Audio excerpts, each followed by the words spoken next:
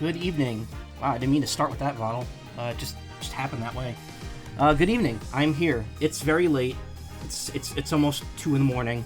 I was kind of going back and forth on whether or not I wanted to stream tonight. But I decided ultimately, yeah, let's do it. Let's do Ace Attorney for a couple hours. It's been a weird day, for multiple reasons, both at home and otherwise. And I don't know. I was kind of considering just taking the night off, but you know what? I'm already taking tomorrow and Saturday off, so I figured it would be best to be here now. You know? Hello, everyone. Hey, how you doing? How's everyone tonight?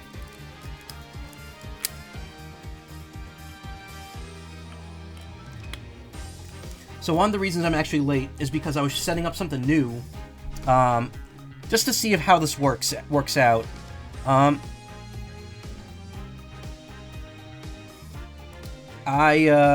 actually posted on Telegram a story advertising the stream. Streaming yourself on the 27th? Nice. Oh, I saw the YouTube video. I don't know, that is all. Understandable. I absolutely understand that.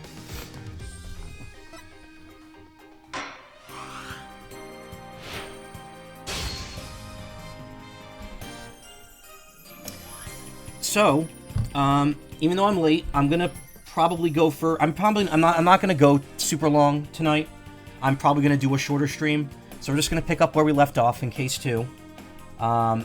We were in the middle of the first court day, and we got up to Jinxie being called to the stand.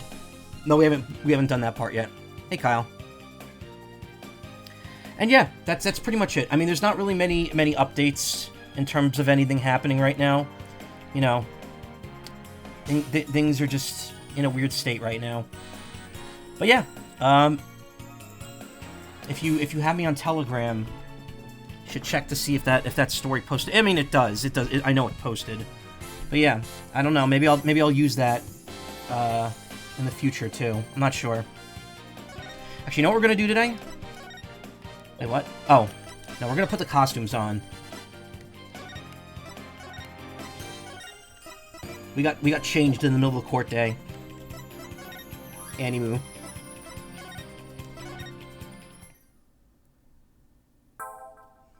Because you get an achievement for that.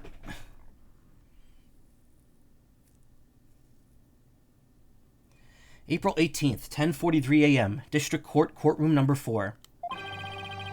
Now then, I believe our next witness is Miss Jinxie Tenma, a maid at QB Manor. I believe we could proceed now, if the witness is ready, that is. Narari-han, leader of the 100 demons. He really does exist. Wow, that is one well-polished tray. The witness will show her face while in court, or her testimony will be inadmissible. What is it, my child? Begone, Narari-han. Excuse me. Leader of the 100 demons? You think I'm a yokai? Well, I was once known as a judicial monster of sorts. The beast of the bar, the demon of due process, if you will. My charm has no effect. The demon of due process? Not sure I could see that one.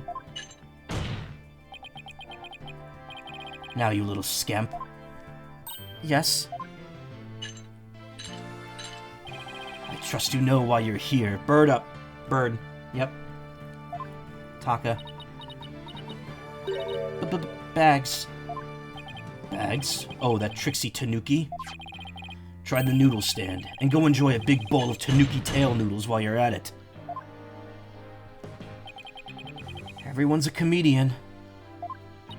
No, I meant your bags. The ones under your eyes. You must have trouble sleeping. Here, this charm will keep Azukiarai away. Azukiarai? The yokai that washes Azuki beans? The only thing needing washing will be your father's neck before I take his head clean off. Azukiarai often keeps people up at night with the noise he makes washing beans. This yokai over here eating beans. Washing beans. But if you stick this charm to your forehead, you won't hear him anymore. that so? Well, thank you. Thinking about those beans, yeah. Looks like Prosecutor Blackwell got more than he bargained for. They're bad enough alone, but together these two are just plain creepy. Your testimony, if you please, Miss Tenma. Specifically, whether or not you saw Tenma Taro when you discovered the crime scene. She's not going to admit it. What Jinxie saw. Did I see Tenma Taro in the Fox Chamber? Well, when I opened the door... I saw... Yes, now I remember. Yokai. Yokai, right there in that room. So there was a yokai at the scene of the crime. Uh-huh. Lots and lots of them. Wait, more than one? Did Tenma Taro happen to be among them? I don't know. I just don't know. All I know is the room was swimming in yokai. Yeah, no, it's okay. Don't worry about it. If you gotta go, you gotta go. Kasha, Nurikabe, Seto Taisho. Yeah, they were all there.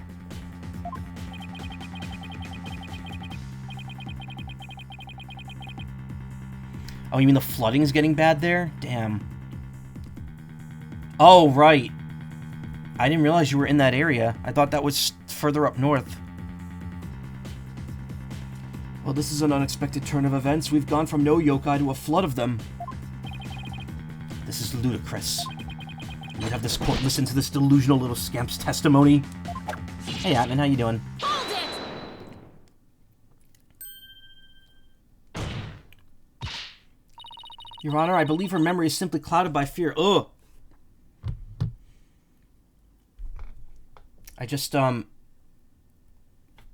put my finger into my tongue and I forgot I just switched out the switch cartridges. So I got hit with a blast of that bitterant that the cartridges are covered in. It felt like there was something on my tongue, so I went to try to get it off.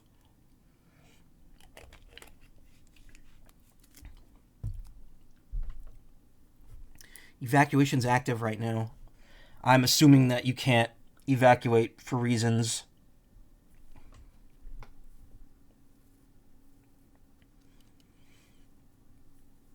Your Honor, I believe her memory is simply clouded by fear, but a quick therapy session should ease her mind.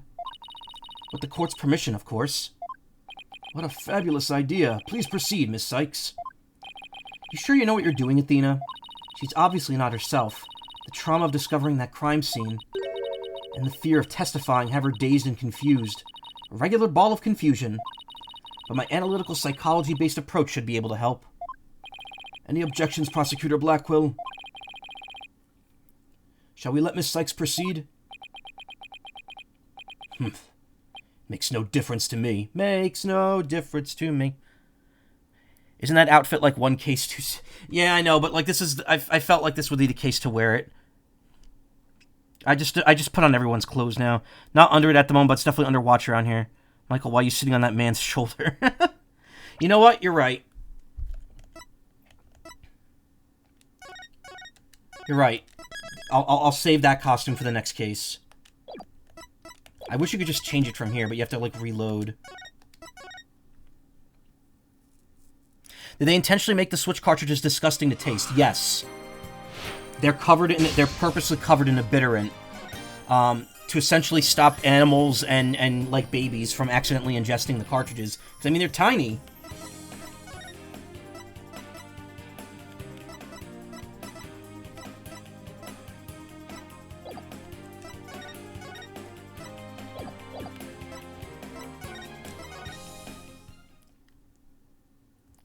The 1% that do like the taste of it, I mean, it is extremely bitter. Like, if you just touch a cartridge and then touch your tongue, you get hit with it. Do as you will, but I doubt we shall get any viable testimony. She'd better be served by bearing witness to the sword skills I forged in a distant land. I'll show you. Anyway, the court just allows this to happen.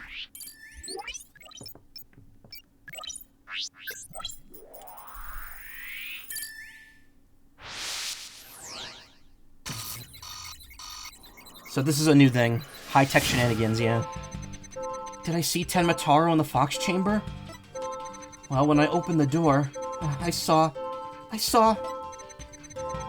Yes, now I remember. Yokai. Yokai right there in that room. Found something. Looks like an out-of-control emotion. Athena, what exactly are we looking at here? Oh, it's one of Widget's functions. Right here you can see images and emotions extracted from the witness's voice. Whoa, you mean that little thing can do all this? Pretty cool, huh? And here I thought it was just some kid's toy.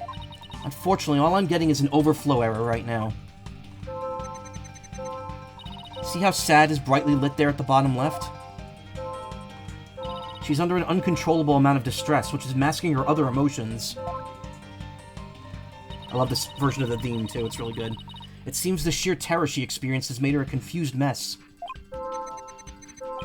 So all those yokai she thinks she saw are a product of rampant emotions? Yes, that's right. Her fears instilled her in hallucinations and false memories. She's seeing normal everyday objects as monsters in her mind. It's a form of schizophrenic hallucination brought on by emotional trauma. And the trauma in Jinxie's case is fear. So she was and still is seeing ordinary objects as yokai. We'll have to find the root cause of her extreme fear before I can treat it. Now let's see. Apollo, can you point out the yokai on the Wheel of Fire? She seems particularly terrified of that one. Start by pressing probe. L. Next, point to what's causing Jinxie's out-of-control emotion. Finally hit probe again, X, to try and get to the heart of the matter. Okay, let's give this a try. Press button to win, yeah.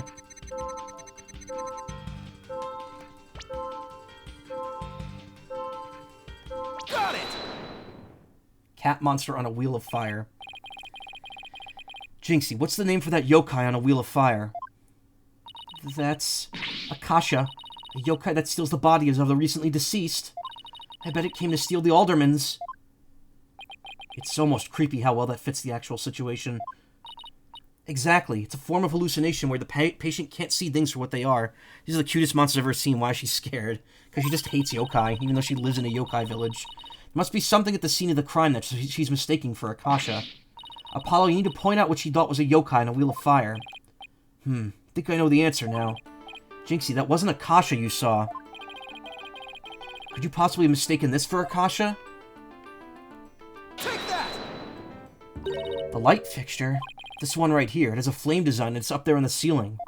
There was never a yokai on a Wheel of Fire. The Akasha you saw was just this light fixture. Ah! These are only the cute ones, not the actual story ones, yeah.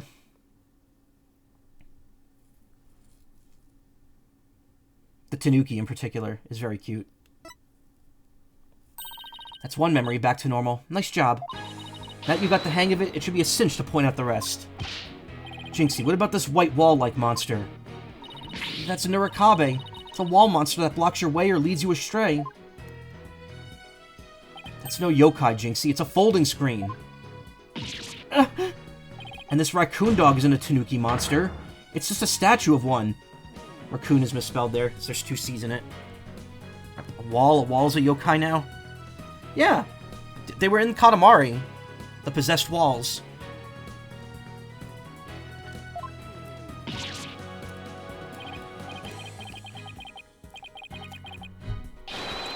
And look, these are just coffee cups. And this right here, it's nothing more than a fox statue. Ah! I don't know what I was thinking!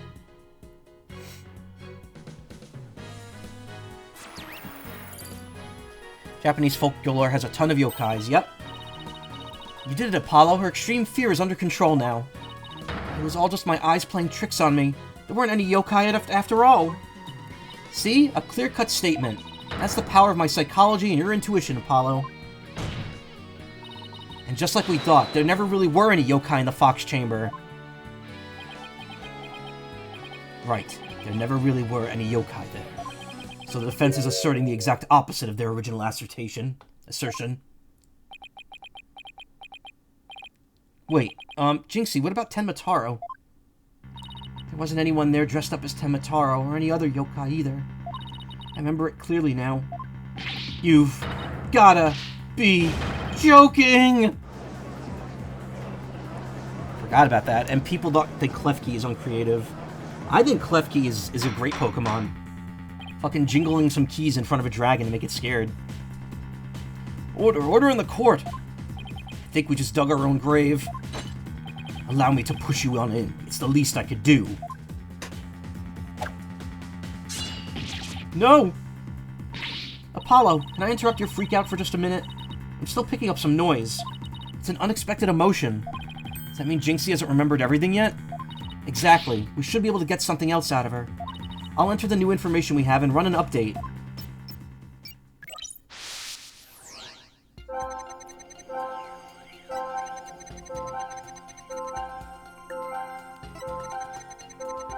My legs gave out and I fell to the floor.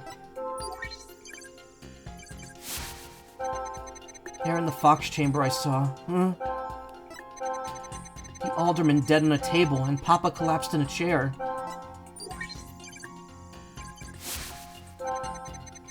Nobody else was there, and that includes Temataro. Wait, what am I supposed to do? Try to find the emotions that contradict her statements. If I find a contradictory emotion, I should point it out? That's right, but it's not just contradictory emotions you should look out for. You should also keep an eye for sudden changes in an emotion's intensity. Her emotions might get stronger or weaker as you move from statement to statement. It's important to compare how the same emotion changes throughout the testimony. Contradictory emotions and changes in intensity. Okay, I'll give it a shot. So shock is low, sadness is high. Now shock is high, and sadness is high.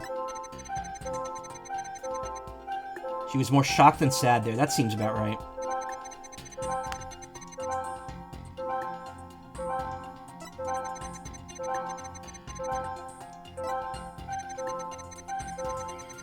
Nobody else was there, and that includes Temataro. For some reason, she's less surprised that Temataro is not there.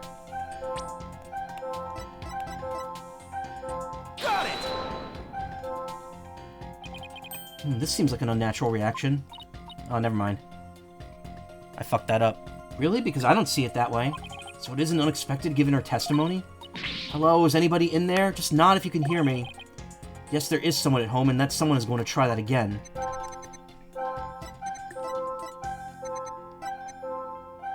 Maybe it's a lack of relief that Temataro was not in there. It's sadness, the contradicting emotion. Oh, Yeah, I guess. You're right. Got it! Nope, that's not it either. Okay, I actually forgot what this one is. Thankfully, there's no penalties for messing these up. Maybe it's a lack of happiness over the Temataro not being there. Got it! No, I don't think it's the right statement. I think it's the one before it.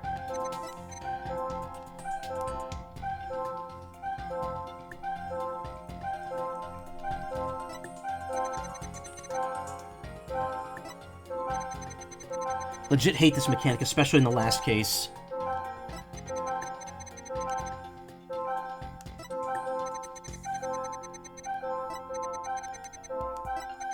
The only thing I can note about sadness is that sadness goes down here. But I also don't know if that's... Maybe, you know what? It probably is. Got it! Yeah, it was. I was gonna say, she's more shocked than anything at that point.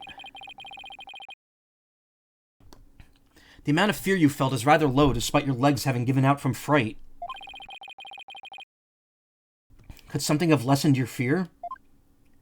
Actually, I did experience a sudden burst of courage at that moment. You did? Where did it come from?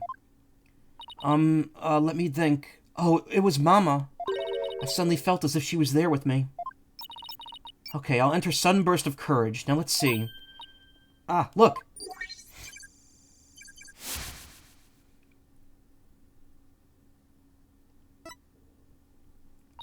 Apollo, the noise is all gone. Jinxie seems to have remembered everything now.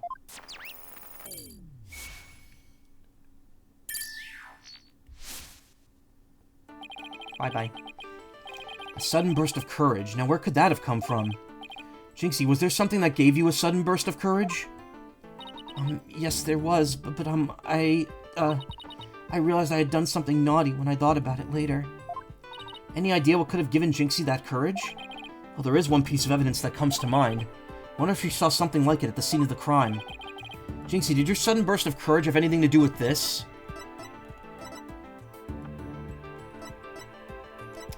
Was there flowers? No.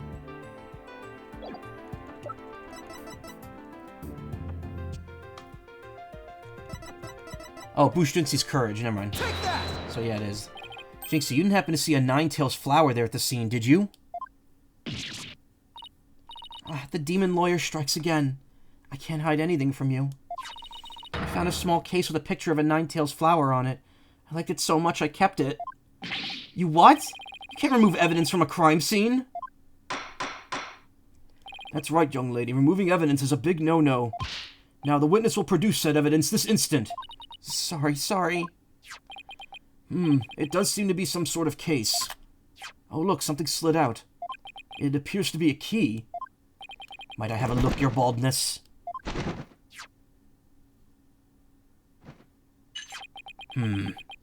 Ah. This is none other than the master key to QB Manor. Are you certain of this, Prosecutor Blackquill? It matches the serial number of the key that went missing after the murder. A master key that went missing? Why don't I like the sound of that? Our little scamp here has stumbled upon an article of unimaginable consequence. That's a little melodramatic, don't you think? Heed these words, for I shall say them but once.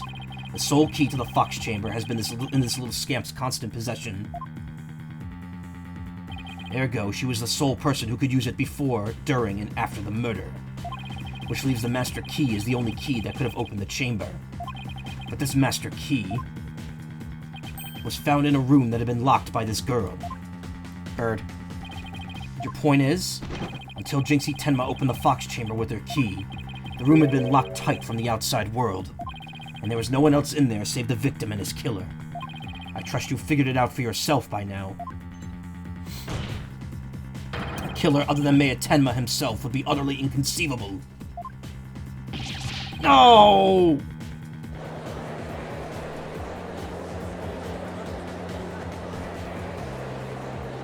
Objection! How could this happen? The defense's assistant will refrain from growling her frustrations. Athena, are you alright? I know Mayor Tenma's innocent, but there's nothing we can do. This sucks. Sykes, Dono. Allow me to put you out of your misery. Can I decline your offer? Abandon your client and your misplaced faith in him. Let the relief of a clear head and a clean conscience come rushing in. That will make the inevitable guilty verdict far easier to accept. Great, now he's playing Simon Says with us. But he's not going to fool us with his stupid mind games. Athena, don't fall for his tricks. Now I'm the one who's dazed and confused. Can't even think straight. Hey, are you alright? You fell right into his trap. Now I suggest you make a mad dash from this courtroom and into the wild blue yonder. Only by running shall your mind be cleared and your conscience cleansed. Alright, I'll be back in 10. Objection! That was the animated objection. Stay with me, Athena. Don't let yourself be twisted by that samurai, which is his theme song. Twisted Samurai. Apollo. Mr. Justice, I heard the word objection, but what is it you object to? Huh? Oh, right. That objection was more of a reflex than anything else. Though I was hoping something would come to me while I was trying to stop Athena. The court is waiting, Mr. Justice, though as it stands now, I'll be forced to declare your client guilty and your legal skills suspect if this is it. Now, do you have anything that could overturn the prosecution's case? Well, actually, I do. I'm Apollo Justice, and I'm fine. Apollo, you do have something more than your cords of steel, don't you? Not really, but we'll be fine. But absolutely nothing. That's never stopped me before. I have to explain how the real killer could have escaped that locked room. Lock room? Because if I don't, it's all over. Apollo, this calls for a new approach. Try thinking outside the box. Or in this case, inside the box. What a doozy that locked room is, too. This is our first thought route, or is that later? Well, Mr. Justice, do you have anything that could counter the prosecution's argument? You bet I do. The real killer must have escaped the locked room one way or another. Vague conjecture shall only earn you a taste of my blade, Justice Dono. Jack in the Box. Time to do or die, literally. The defense will now explain how it would be possible to escape the locked room. Nah, the thought route is on day 2. If you don't know what thought route is, it's another new mechanic that comes up starting in case 2. You sure about this, Apollo? Can you really explain what happened? I'm fine. We just need to think this whole escaping a locked room thing over from the beginning. Revisualization, yeah. That uses that one sound effect from Sonic Adventure 2 that I pointed out last year when I streamed it. So let's see, if the killer had escaped, how could they have done so? The choices are pretty limited. The room has a window, but it doesn't open wide enough for anyone to get through, and there's a sheer cliff outside. As for the air vent, it's up too high, and there's nothing you could stand on to reach it. And needless to say, the Forbidden Chamber wouldn't open no matter what we did, so that's out. Yeah, that's why we gotta keep the solution simple. Like they say, simple is best. We need to rule out all of the absolutely impossible escape routes. Then whatever's left just might lead us to how the Fox Chamber was compromised. Your Honor, the defense proposes that the killer escaped through here.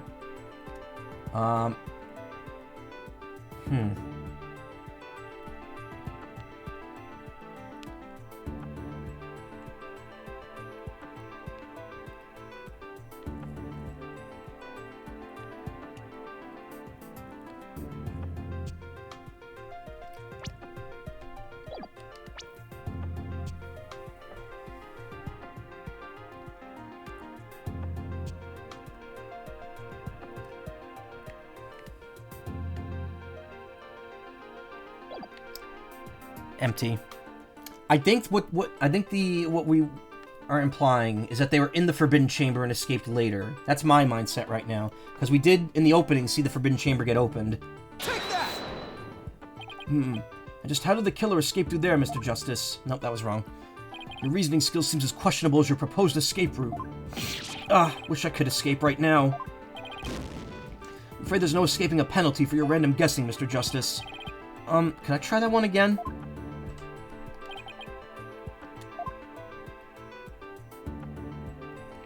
Outside the box.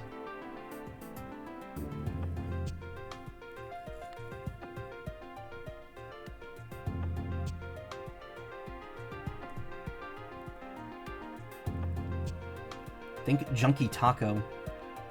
That was pretty good, that one time I had it.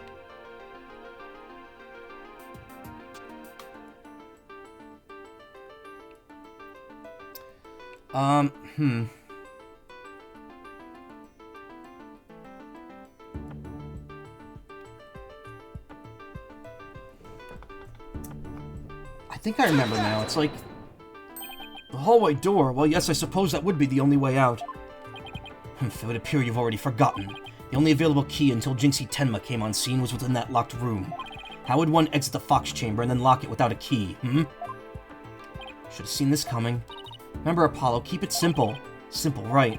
Could understand if the killer had exited the room with the key, but...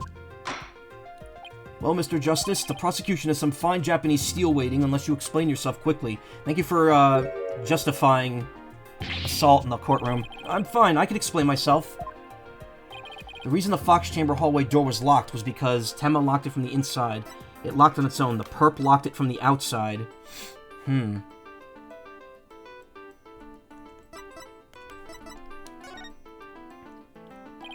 What if the room was locked from the outside? In other words, the killer took the key to the hallway door, then locked it. Yeah! Consider this. The master key was found inside the tightly locked Fox Chamber. Any assertion that the key was removed from that room is a blatant contradiction of fact. Exiting the room before locking the door would require taking the key outside.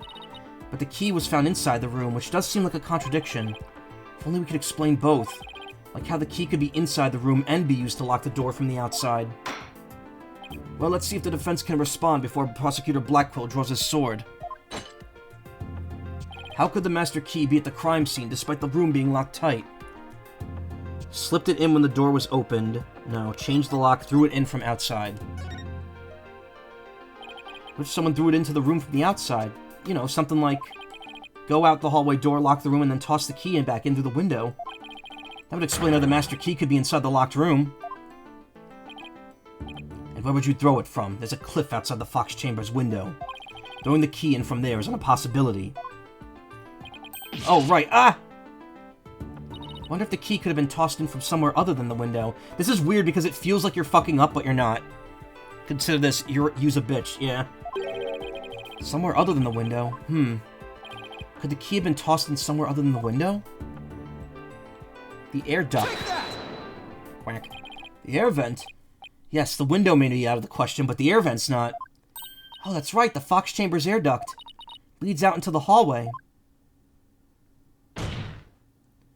That's right, the real killer entered the air duct from the vent outside the Fox Chamber. Also, if you look at Apollo's backpack, he's a little Mr. Hat figure on it. Then dropped the key into the room through the vent inside the chamber. Ugh. That's preposterous. Oh, that explains how the key got in there after it was used to lock the door perfectly. Mr. Justice, I'm afraid I'm a bit confused. Don't worry. I'll explain it so even your honor can understand. That's that surprised look. First, the real killer, disguised as Tenma Taro, murdered the alderman in the Fox Chamber. Then they fled the room to the hallway door and locked it. Next, they entered the air duct from the vent outside the hallway. Finally, the killer tossed the key into the room through the air vent in the ceiling there. All that was left to do after that was go back to the duct and flee the manor. Well, Your Honor, could that be any clearer? Amazing, even I could follow that. Judge seems really pleased. That explains everything. The real killer was someone dressed up like Tenma Taro. And there was someone else in the room other than the mayor and the alderman. Hey, it looks like that lawyer's beating the jailbird prosecutor. Whoa, that was a total turnabout. That massive forehead of his seems so much more attractive now. Order, order, order, I say! Now that I've proved a possible third party, I don't see how our client could be guilty. Silence! A valiant effort, Justice Dono, but your final thrust missed its mark.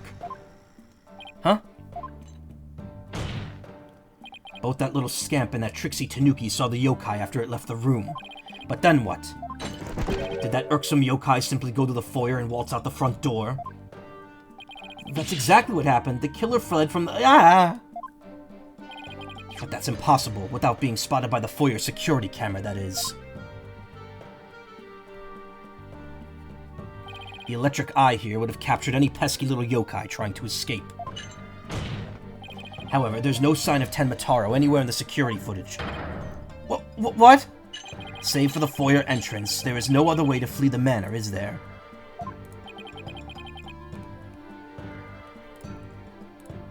I don't feel so good. Hold it! Wait, I believe there is one other way to escape besides the foyer entrance. There's a large window in the foyer.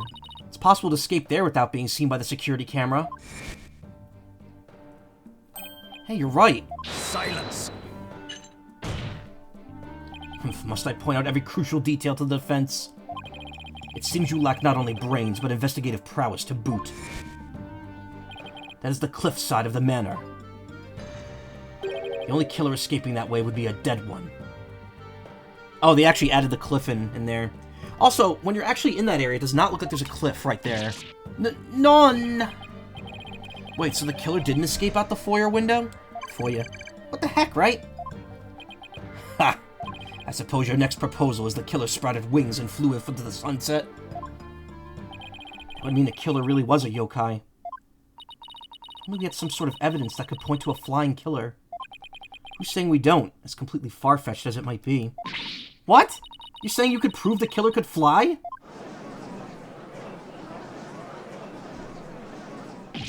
Oh, I thought I was the one with the cords of steel. Oh, I can't wait to hear this. Your Honor? What evidence do you have that the killer flew away? Take that!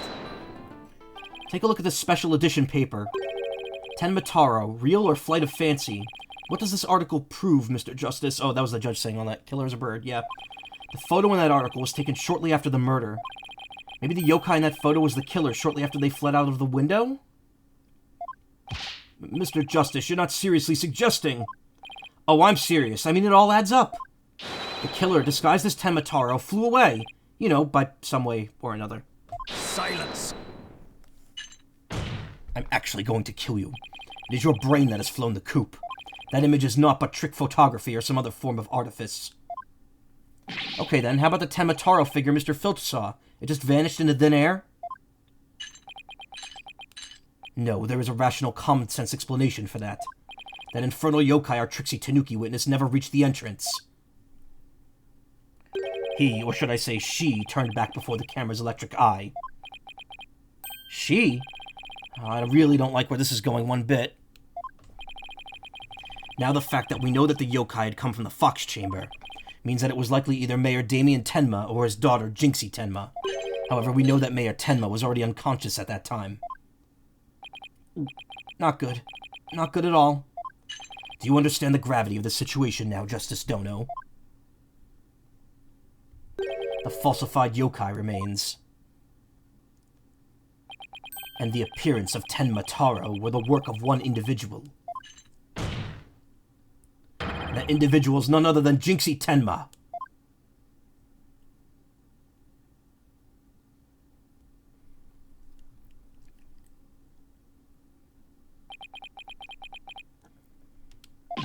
Ah, no!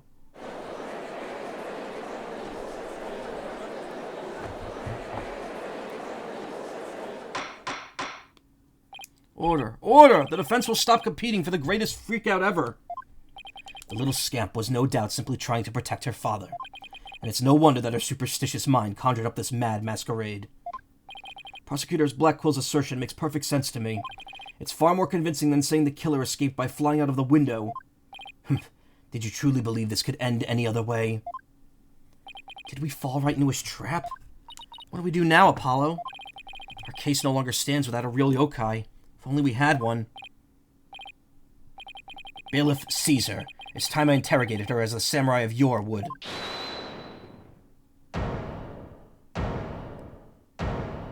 Oh, this part. Mayor Tenma?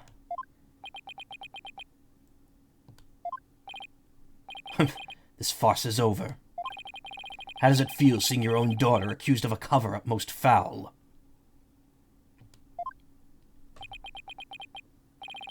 Tenma Taro's true identity is... Now, Mr. Mayor, it would be futile at this point to claim you were the yokai. After all, you had been knocked out cold by a blow to the skull. Slipping into a yokai costume and roaming about the manor would be all but impossible. Consider this well. As it stands, your daughter will be arrested for obstruction of justice. But if you confess, the prosecution would be willing to overlook her little yokai farce. Confess? The defendant intends to confess? Wait. Apollo? Prosecutor Blackquill's up to his mind games again. Mayor Tenma, no, don't fall for his twisted words. If you're sent away for murder, Jinxie will be left all alone. The real killer is... Mayor Tenma's going to confess unless we do something. But I can't prove how the real killer could have flown away. Caw, caw, caw, caw!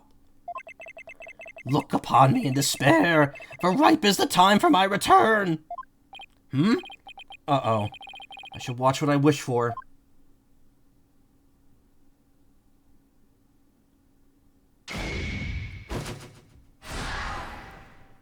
Caw, caw, caw, caw, caw!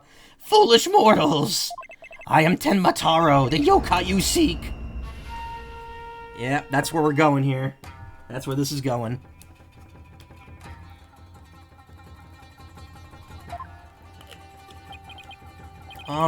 Mayor Tenma? Silence!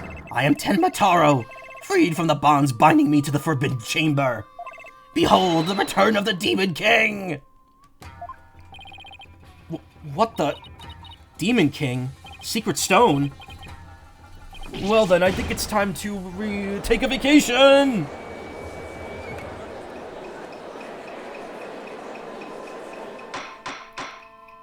Witness will, he will explain himself. Are you saying you're Tenma Taro, the yokai we've been chasing this whole time? Indeed.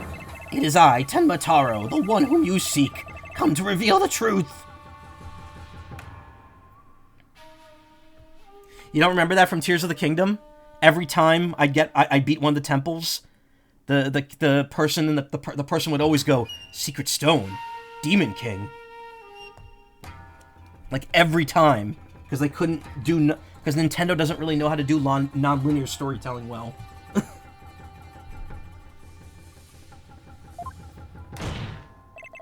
This child is Tenma Taro, you say? Ha! What nonsense! So, Mayor Tenma is a yokai now? I think we've established that by this point. Caw, caw, caw, caw, caw! His body is now mine! Ooh, excuse me, that was gross. So you're saying that Mayor Tenma is being possessed by you? And that the yokai Jinxie Tenma and Phineas Filch saw, and the one who captured in the newspaper photo, those were all you? The accursed power of these warding charms prevents me from revealing my true form.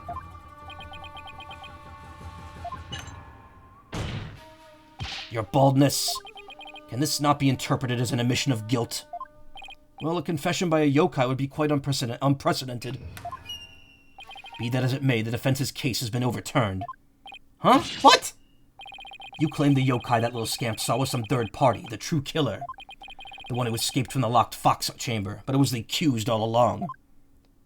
Ah! Ironic, is it not? Your yokai turned out to be real in a manner of speaking. For the alderman's killer is none other than Mayor Tenma, and the yokai at the scene?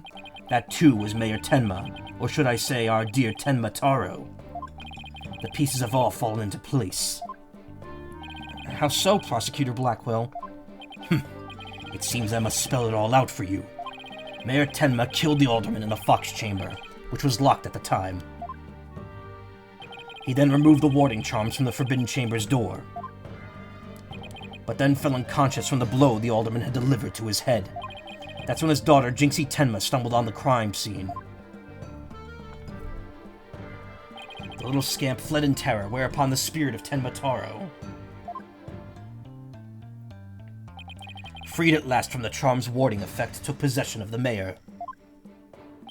The newly freed Tenma Taro then fled from the fox chamber. So you see, the yokai Jinxie Tenma saw was her father possessed by Tenma Taro. Objection! When we arrived on the scene, the mayor was found unconscious. How's that possible if he was supposed to have flown out the foyer window? Then what? Do you mean to say the maid of QB Manor, Jinxie Tenma, was Tenma Taro? Oh. Ah! Caw, caw, caw, caw, caw. That too is easily explained. Flew about for a time, did I, but presently tired I made for the forbidden chamber. But alas, exhaustion took me unawares in the fox chamber, and I knew no more. Humph, it would seem the pieces are still in place. Is Blackwell up to his tricks again? I don't know what to say. Is the defendant a real live... Is that rumor about Mayor Tenma true? I knew yokai were real. I mean, he really did kill the alderman just so he could release Tenma Taro? A lot of redundancy in the dialogue here. Order! Order! Now he's got everyone in the courtroom believing he's a yokai. It's Simon Says on steroids. Pfft. Forgot about that line. He wants to convict our client any way he can, even if that means blaming a yokai. The proverbial ducks are all in a row. Should now have no qualms about finding the accused guilty, your baldness. This is one of the most bizarre cases in my entire career.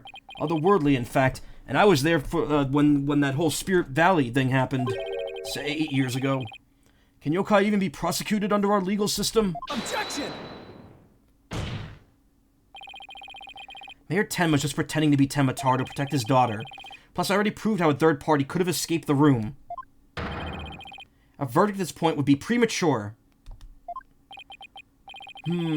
Since both sides have raised valid points, I have no choice but to... Silence! This is the dark age of the law, where defense attorneys are not to be trusted. This is but a ploy to gain time for them to fabricate evidence. Oh, how will I sleep tonight? Knowing you will not let the sun rise on the Mayor's Day of Reckoning, Justice Dono. Objection! This theme is good, too. This theme is the theme of the dark age of the law. I won't fabricate any evidence. Silence!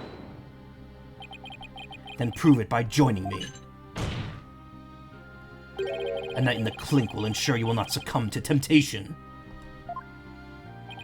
How about I just promise not to succumb to anything? Whoa. How about I just promise not to succumb to anything? We have both evidence and a confession. The killer is this yokai before us. It is beyond dispute. The guilty verdict is all but... What's wrong with him? Got another evacuate alert message just now. Not for you, but still. Yeah. Concern. Prosecutor Blackquill, we've had enough of your hijinks. The foundation of justice is fair play, and you are in serious violation of that. What in the devil was that? Wright, have you tampered with my shackles in some manner? It seems you found that quite shocking. It's my special Jolt of Justice device. Each press is a shocking reminder to behave. That's right. Fulbright has a shock collar on him. You shall pay for this. You shall pay for this. I, Simon Blackquill, vow to... Your Honor, you need not fear now. I believe Prosecutor Blackquill will remain on his best behavior. Hella illegal? Apparently not. Bit late with the reassurances, aren't we, Detective? Well, in that case, this concludes today's deliberations. Prosecution and defense will use this opportunity to further their investigations. This court is adjourned.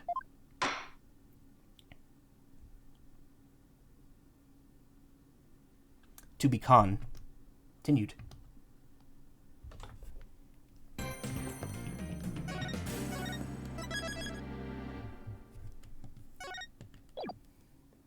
Shit's popping off. Oh, whoops. This keeps on going, yeah. Takes a look and he keeps on ticking. April 18th, 1:20 p.m., right? Anything agency. Is each chapter longer than the next? Previous one? Kinda. I think case 4 is pretty short. But also, this game is a lot different with how the flow of the story goes. Having a yokai testify in court is unprecedented, to say the least. I am Tenma, the yokai you seek. How could such a straight-laced man like Mr. Tenma suddenly become a demon? Yeah, it's strange. Even worse, Prosecutor Blackquill is playing along. Can't even think straight anymore. I need to go out for a run. See you in a bit. Wait, what about the... investigation? Back. Whoa, Trucy, welcome back. Oh, you're in your stage outfit. Back from work? Yep, really nailed this new magic trick I've been working on. Also heard about those tricks that you conjured up in court earlier today. You know, the demon out of nowhere trick and Polly's tightrope style defense trick. I was seriously considering a disappearing act of my own after all that craziness. Anyway, our next trick is to find a suspect other than the mayor. I know the killer must have used the air duct in their escape. Whoever did was the Tenma that Mr. Filch and Jinxie saw. Right. Maybe there's some evidence in the air duct. The real fight starts now. Hey, before you go, let me make the evidence you no longer need disappear. 3, 2, 1. Ta-da! Unnecessary evidence has disappeared into Trucy's magic panties. Wonder where all that stuff goes. Okay, let's get over to the scene of the crime. Vamonos, Apollo, vamonos! April 18th, QB Manor, Fox Chamber. Detective Fulbright, mind if we search the air duct? Well, since you really are on the side of justice, I suppose I can let you. Plus, my own sense of justice has been called into doubt now, so... Wonder if he's been like this ever since the trial. Well, you tried at least, yeah. Well, his sense of justice has been beaten to a pulp. It'll probably take a while for him to recover. Sort of feel bad for him, but we have work to do. Let's go get that evidence we need. The air duct is the key. We know that Tenmataro impersonator used it to make an escape. After murdering the alderman, the killer left the fox chamber through the hallway door. Then after locking the door from the outside, the killer entered the air duct in the hallway. Finally, the killer dropped the key into the fox chamber through the air vent there. Then went back to the air duct and fled the manor. That's how the illusion of no one entering or leaving the locked room was created. If the killer passed through the air duct, then maybe we'll find some evidence there. Yeah, maybe some black feathers or something like that. Well, here's our vent. It's awfully high up. Seems mighty... fuck. Suspicious.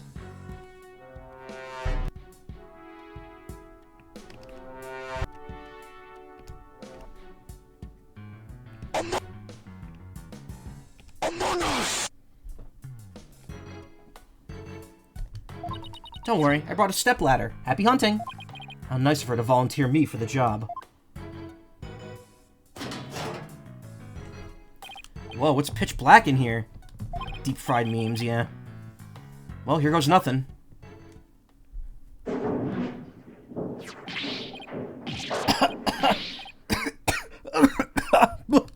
There's a thick layer of dust in here.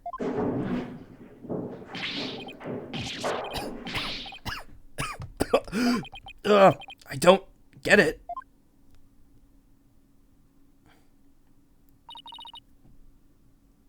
Find anything?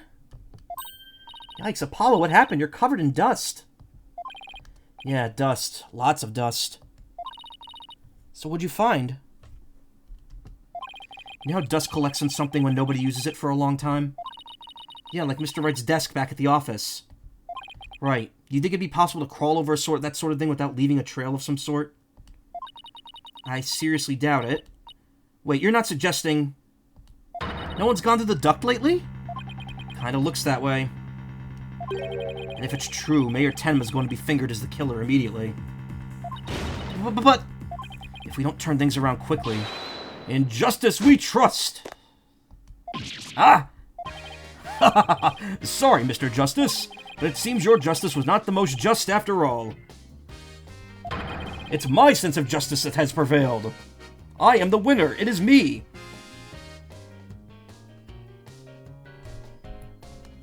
Ah! Detective Fulbright sure seems chipper all of a sudden, yeah. Because he got the ass. Ugh, and now I'm back to my old devastated self. Oh, come on, where's that never-say-die spirit? Bring it on, Mr. Lawyer Man, bring it on! Let me suffer in peace. Justice prevails once more. It's not over yet. And besides, kicking someone when they're down is what bad guys do. Are you calling me a bad guy? Me, Bobby Fulbright, champion of justice? And how about some information on the investigation? We need some help here. Information? About the investigation? Alright, but I won't have you calling me a bad guy ever again, understood? We did it, Apollo. Yeah, but how long can we keep this up?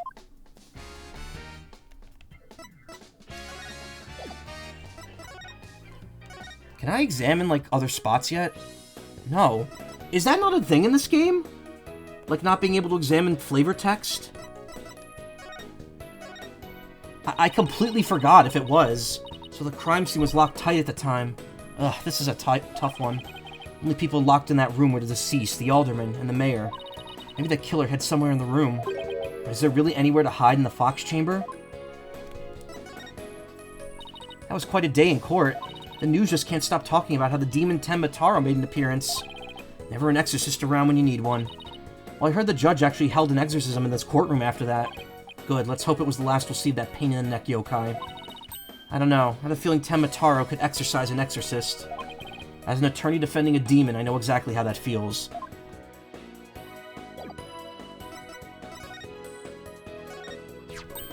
Yep, that's your attorney's badge, alright. It's dull, grimy looks, it makes you think of all the... yeah.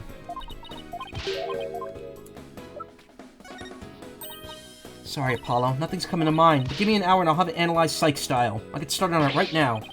No need for that, I was just wondering.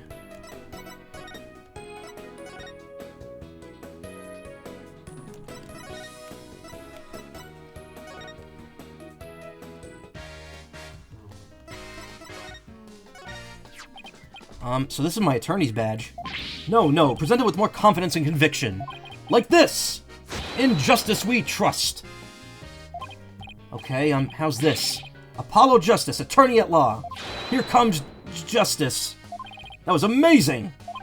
You know what they say, practice makes perfect. Let's see you do it 10 more times. Okay, I'll try my best. Apollo, what are you doing? How do you talk me into this? Justice needs backup sometimes too, so don't get mine. Yeah. That's the same thing he said before. Did we get like any? Oh, wait, these three are new. Also, sorry, I keep muting myself because I'm a little mucusy still, and I'm trying to like work that out of my system. I think it's less me being sick and more the time of the year. Also, doesn't the Fox Chamber door behind Bobby Fulbright look like more hair on him? Like his hair is going from like... His hair's going from like here to over here. I just saw that and now I can't unsee it.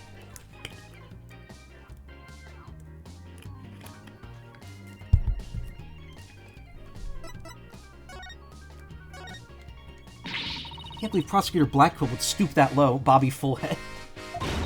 I mean, depending the blame on a yokai, he really wants a conviction at all costs. She could give a yokai a run for its money when she's mad. Yes, well, I have him writing a self-reflective essay as we speak. I doubt that'll teach him anything. Yeah, he'll probably just write Dotard 1,000 times, or Dotard. That whole yokai business is most likely a ploy to win a conviction. Truth is, Prosecutor Blackquill believes Jinxie Tenma planted that yokai stuff. Planted in an effort to protect her father, the real killer. Yeah, right. I'd like to see him prove that. Oh, calm down. He doesn't have any direct evidence, but we did find this. It was at the base of the cliff just outside QB Manor. Wait, this isn't the staff Temitaro was supposedly carrying, is it? The one and only.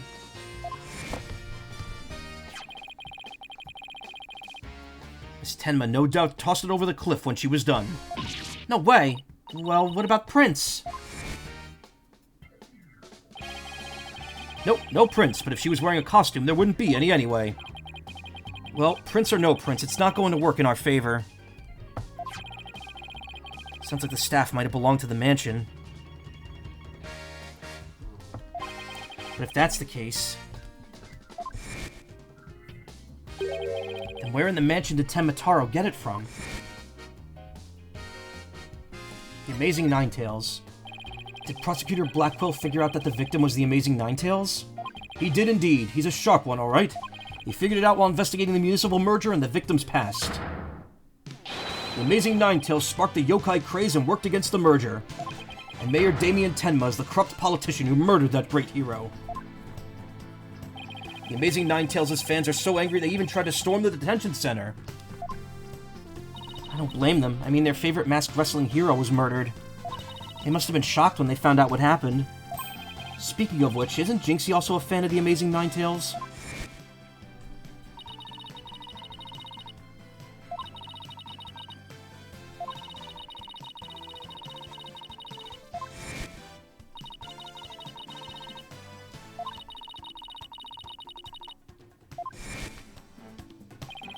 She spoke with a passion that only a fan could appreciate.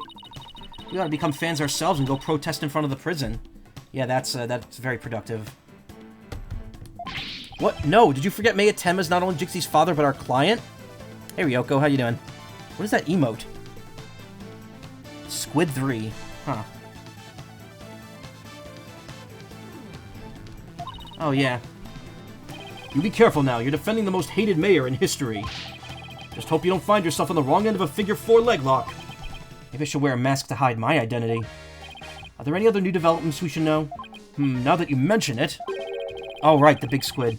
Our suspect is suffering partial memory loss, but he did manage to remember something. He did? What did he say? He said he didn't want to speak with us. His exact words, "I am under no obligation to speak with you mortals." And other things of that nature. Wonder what Maya Tenma remembered. Too bad you can't go ask him now, because Prosecutor Blackwell's busy questioning him. I know, why don't you wait down at the playground with the rest of the kids? Ha ha ha. What now, Apollo? How about regrouping back at the agency? Good idea. Might get some words of wisdom out of Mr. Wright while we're there.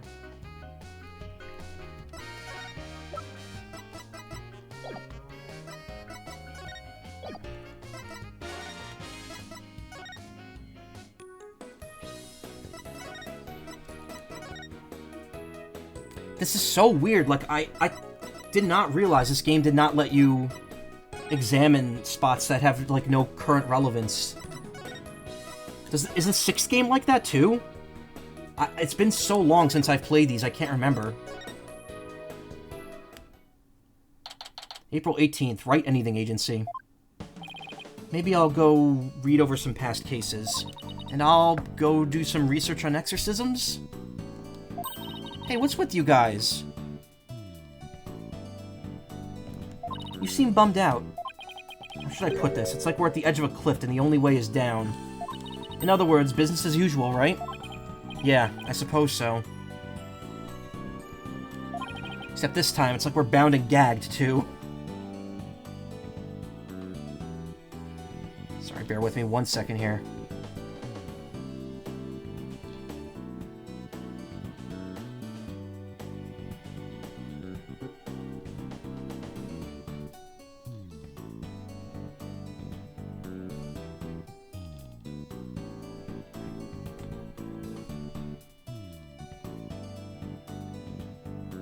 Okay. Don't forget blindfolded with our ears plugged up. Oh, and monsters at every turn, huh? Sounds rough. Hey, Apollo. Oh, and Athena's here, too. Mr. Wright. How goes the investigation, Apollo? Athena?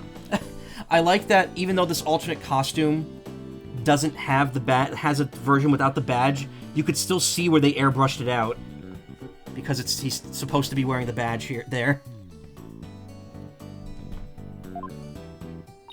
I think it's safe to say that things have gotten hairier than before. Really? What happened?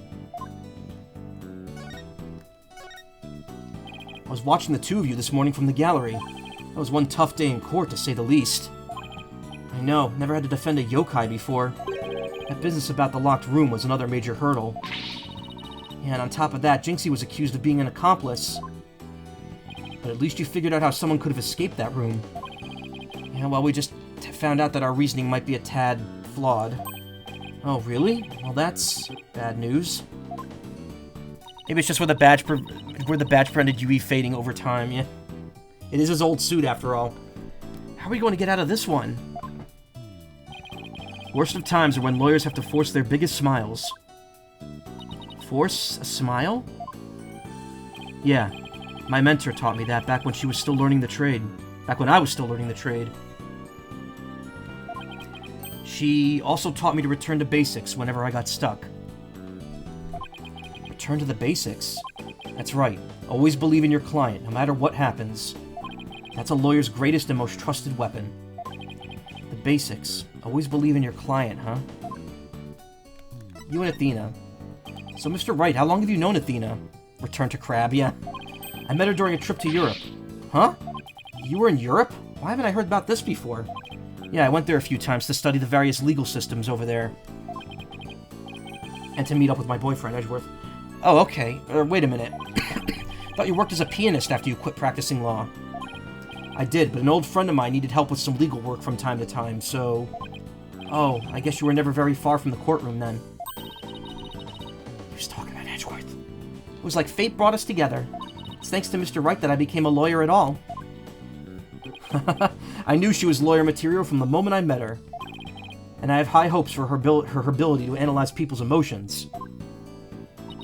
Aw, it's nothing special. Maybe I've underestimated that analytical psychology of hers. It's just, I thought if my special ability could help defend innocent people, then I had to do everything in my power to bring it to the courtroom. That's when I really started hitting the books hard. I'm still amazed she actually became a lawyer. And at the tender age of 18, no less. Wow, that's almost superhuman. Or personal, like she's trying to help somebody she knows. Alright, totally pumped up after talking to you, Mr. Wright. It's like you said, the worst of times are when lawyers have to force their biggest smiles. When is the wedding? And don't forget to return to the basics whenever you get stuck. Keep believing in my client. Right. Mr. Wright. Yes?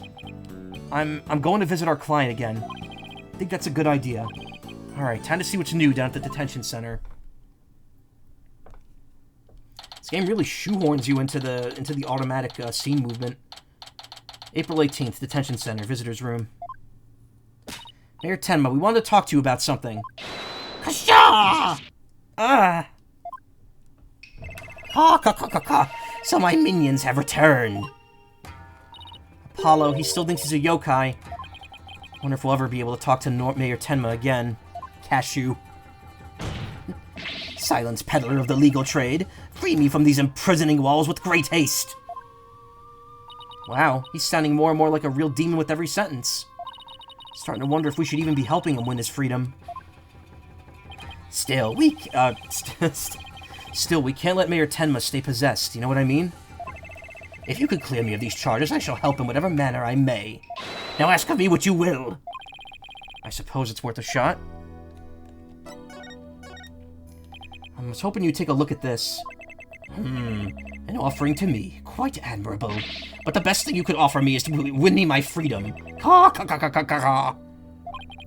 Right. I'll do my best. Wow.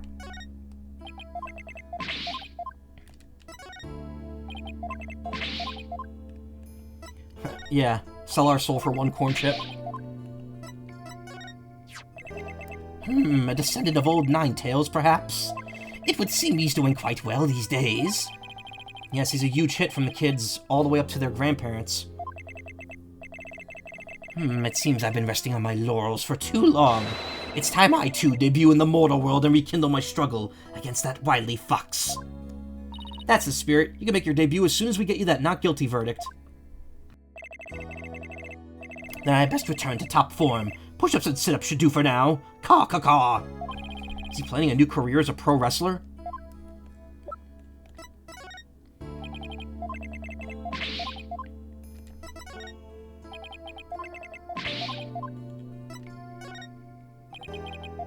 Okay, not reacting to anything else. Why, that is a photo of me soaring through the heavens. But look at my wing angle, it's all wrong. Wow, you're really a stickler for details. I even gave a big smile for the camera. But so small am I in this shot that one can't even see it! Never knew demons were so interested in how they're presented by the media. Ages has it been since I've seen that. We often battled it out like this back in the day. Been meaning to ask, which one of you was stronger? That would be me, of course! For I am the demon lord of the yokai. Kasha! Yeah, but the nine-tailed fox imprisoned you, and Athena, don't encourage him. It's already hard enough as it is. I just wanted to find out which one was really the strongest. Feathers and tracks, feathers and tracks. I love feathers and tracks. Were those feathers and tracks at the scene of the crime really your doing? Indeed, the remnants of Temitaro, king of the underworld they be. The day when I once again dominate the mortal world is at hand. Caw. Prosecution claims the feathers and tracks were planted by Jinxie. What's this? I must breach these walls and go defend my little Jinxie at once. Huh? Mayor Tenma, is that you? Well now, Damien appears to still reside within this body. But I should have expected as much from a descendant of mine. Be silent now, Damien.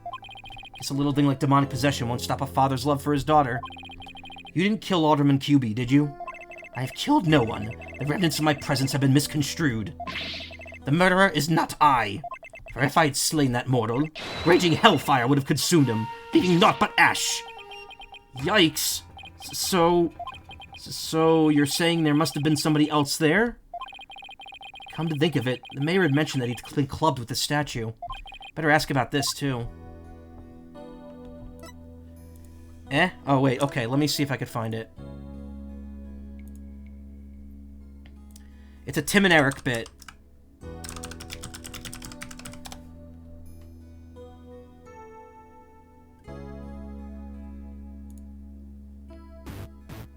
I like crackers and snacks.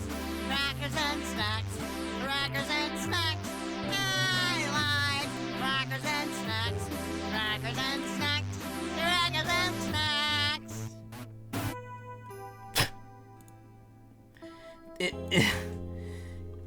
It's like a character in an episode. I'm not sure I've heard of this one. It's from the character's Grum. Here, wait. Let me actually get the clip. Tim and or Eric, please don't copyright claim.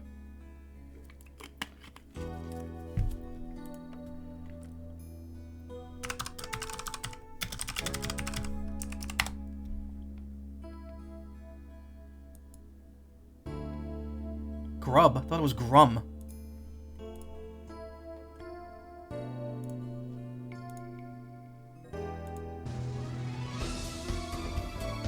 Ladies and gentlemen, one of the stars from Tim and Eric Awesome Show, Great Job, Grum. Hey, everybody. But the title says Grub. Do you know what I like? I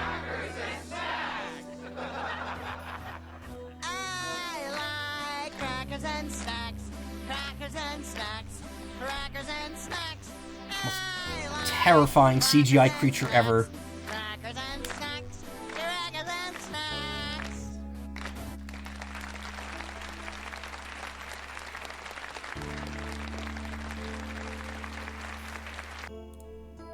And there you go. That motherfucker yeet his ass. You don't want to watch his hit film, Pilgrims? What, you remembered? Detective Fulbright mentioned that you might have something new to tell me. Indeed, I have. I regurgitated this key but a short while ago. Behold, the key to the Forbidden Chamber. Whoa, is regurgitation one of your demonic powers, too? Ah, I do not waste my powers on such parlor tricks.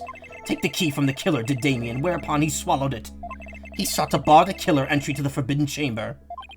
So he wanted to keep it shut tight? But no fingerprint shall you find upon that key. I mean, yeah, it was in his body. Probably all been acidically rubbed off. How do you know that? Wait, is that another one of your demonic powers, then? Foolish mortal, you would have me, Tenmataro, act as some asinine alchemist? I but asked the jailer, and my will was done. Quite eagerly, I must add. Caw, caw, caw, caw, caw, caw, caw, caw. Always an honor to serve your malevolence. Guess I'm not the only one he scares the living daylights out of. Can we ask how you use this key? We couldn't find a keyhole anywhere in or around the door. Curse that infernal door! If I had known its manner of opening long, long ago, I would have made my return. He has a point there.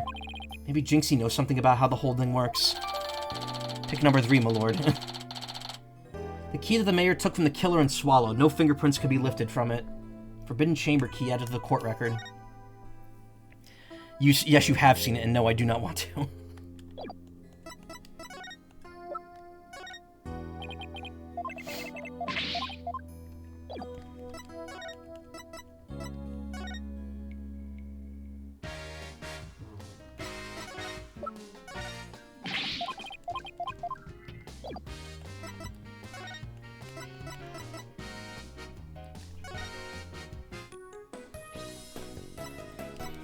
Yeah, where is she?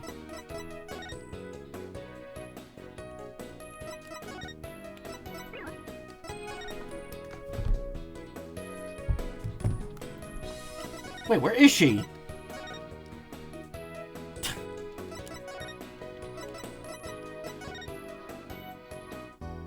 Maybe I wasn't done here. Oh, yeah, I didn't present this yet. I tried, and back before that, he didn't comment on it. What, may I ask, is that? The statue was found at the scene. Someone hit Maya Tenma over the head with it. I suddenly sound like I'm from New York. It had been wrapped in a large cloth before the alderman's murder. Let me see whether Damien knows about such a thing. Yes. Something wrapped in just such a cloth, does he recall? A secret gift from Alderman QB, it would seem. He, however, had not a chance to see it till now, for the cloth did conceal it. Maybe the cloth fell off or was removed after the mayor was struck. Of that Damien does not know. A secret gift, interesting. Maybe Jinxie knows something about it? I should question him about the blackmail letter, too. Let's see what he says when I show it to him. Why, this is that accursed blackmail letter that was sent to Damien. Apparently, somebody slipped it into the alderman's pocket. We believe someone, probably the killer, stole it from Maya Tenma's briefcase. Why do I keep saying Maya? Maya Tenma. Mayor Tenna. Did you see the new scene that's going to be in Chapter 5 of Deltarune that got revealed today? Which I can't do because Tenna still has to be in your castle town for it. And I gave him away when I played Chapter 3. You wouldn't happen to know anything about that, would you? Caw, caw, caw, caw. You have questions, do you? Very well, ask away, mortal. Who placed this in the alderman's pocket? Very few were they who knew the letter was... Very few were they who knew the letter was in Damien's briefcase. So whoever knew about the blackmail letter being in the mayor's briefcase is a potential suspect in its theft and placement in the alderman's pocket. Could it have been his doing? Mr. Mr. Taro, did you just remember something? Indeed I did. There was but one other who knew of that letter. Damien's aide, Florent Labelle. Full knowledge of that briefcase's contents did that aide possess. And he may be the blackmailer and the murderer we're looking for. That is preposterous. He's a most trusted advisor. He would never betray Damien. Seems like Mayor Tenma's a bit too trusting of those around him. Still, this is huge. Now we know who might have slipped the blackmail letter into the alderman's pocket. Look out, Florent Labelle. Here comes justice. Let's go find Labelle and rake him over the coals. Thanks for the help. You've just given us a major lead. Highly likely that it was Miss Labelle who took it from the mayor's briefcase. There's something that still bothers me. Mr. Labelle is the killer. What could have motivated him to open the forbidden chamber? Should probably search it for clues. Only one problem. How do you open a locked door that doesn't have a keyhole? Let's go talk to Jinxie. Maybe she can help.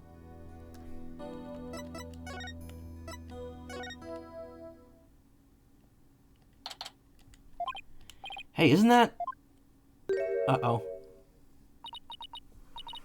You dare imprison me? Jinxie? She's acting really strange. That loathsome, no-good nine-tailed fox. You shall pay.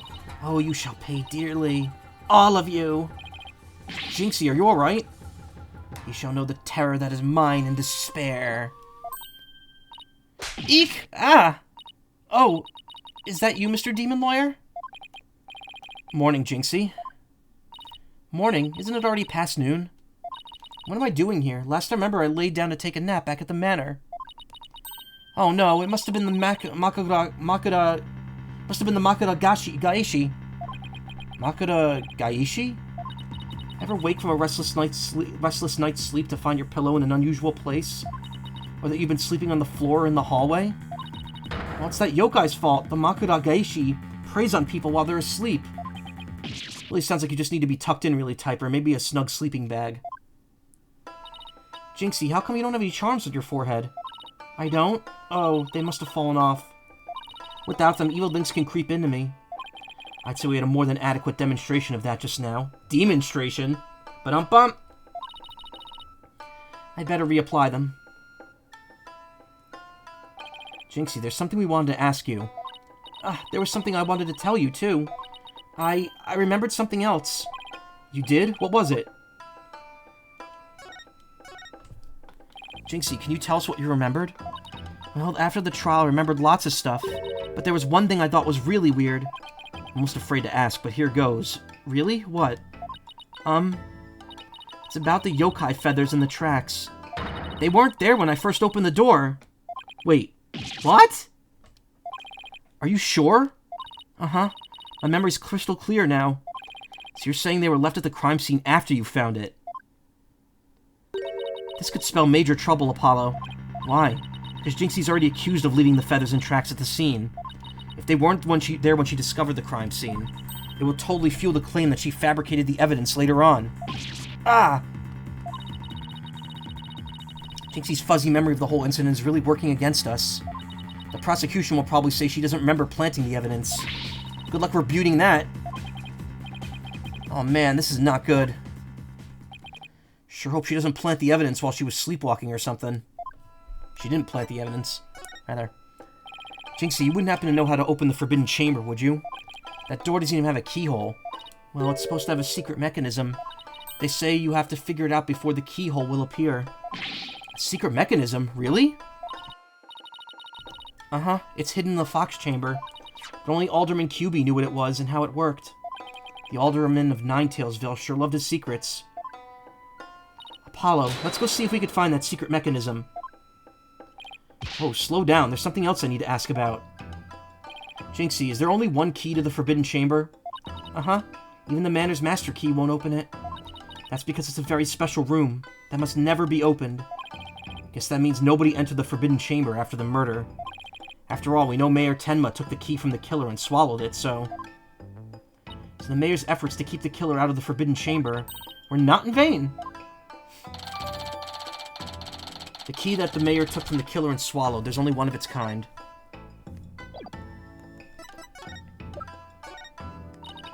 What's this? Tsukumogami? Tsukumogami? The yokai that inhabits objects that have been used for a really long time. The red demon and a Tsukumogami. What a strange combination. Is everything to her some supernatural phenomenon?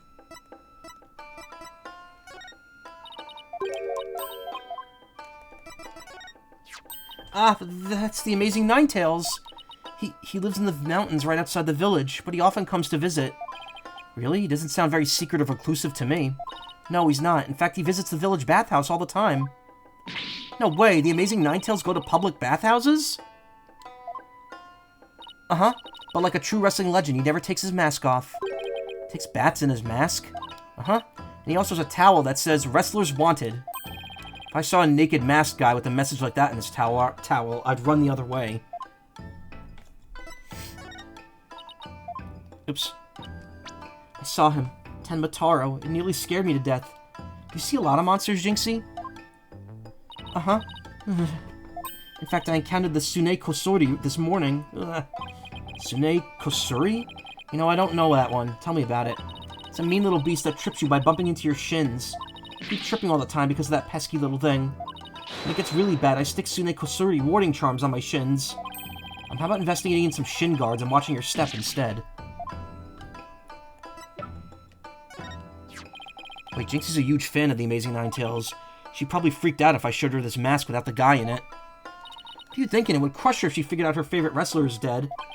Guess I'll spare her the grief, although she really could use a reality check. Huh? Jinxie, I wanted to show you this. Wait, Apollo, you can't show that to her. Having her father arrested was bad enough.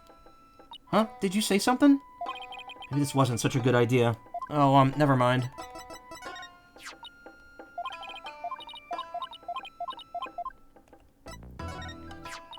So you really are a demon lawyer. So then you must know Enma Dio, the appraiser of souls. What's he like? What's he like? Well, he's bald, has a white beard, and what? He shouts guilty and order while banging his gavel. I call him the judge. Oh wow, he's as scary as I thought. Nah, he's just an old man who's wiser than you might think.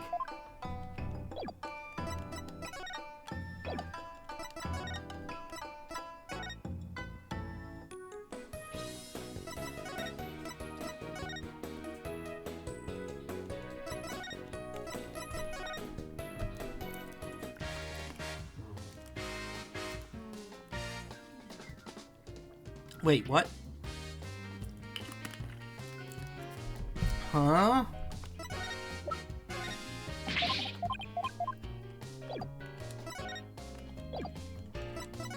I keep thinking I'm done with people and I'm not.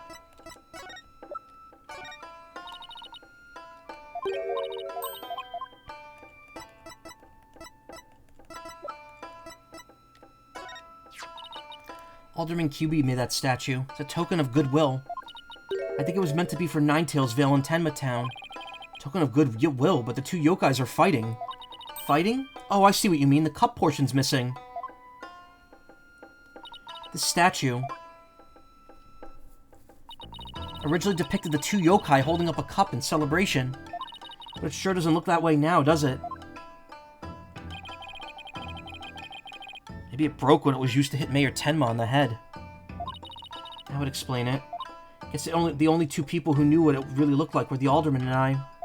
Now it's just me, but it's a symbol of goodwill will forever be etched in my mind.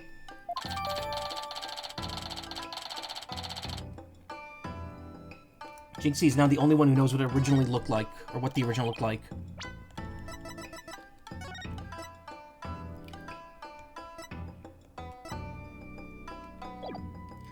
So is there anything else we should know about Jinxie? No, that's about it. Ah, my bracelet's reacting. Jinxie, you wouldn't happen to be... In justice we trust! Yikes! Ah! A ghost! Ah! Detective Fulbright, what are you doing here? I have business with this young lady, if you must know. Prosecutor Blackwell has asked me to question her. Question me?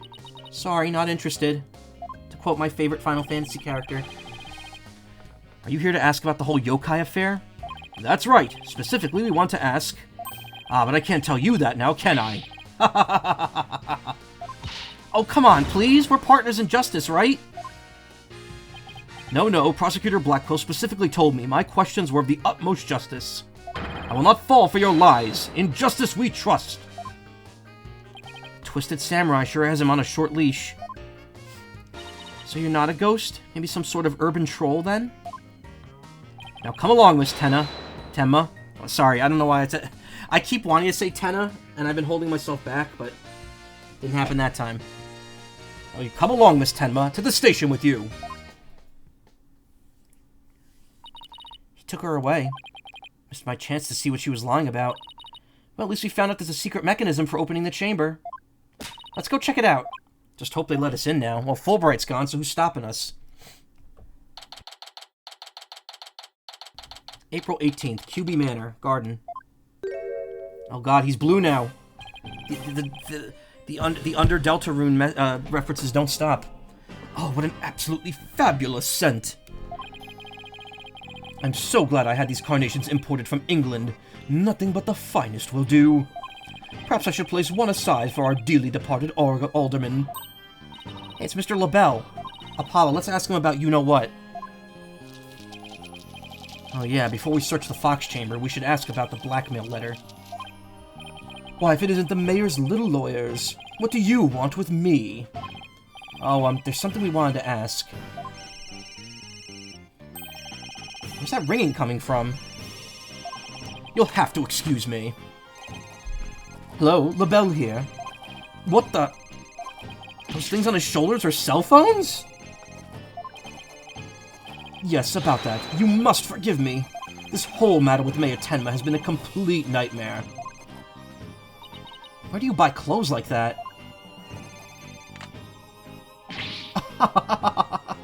Surprised?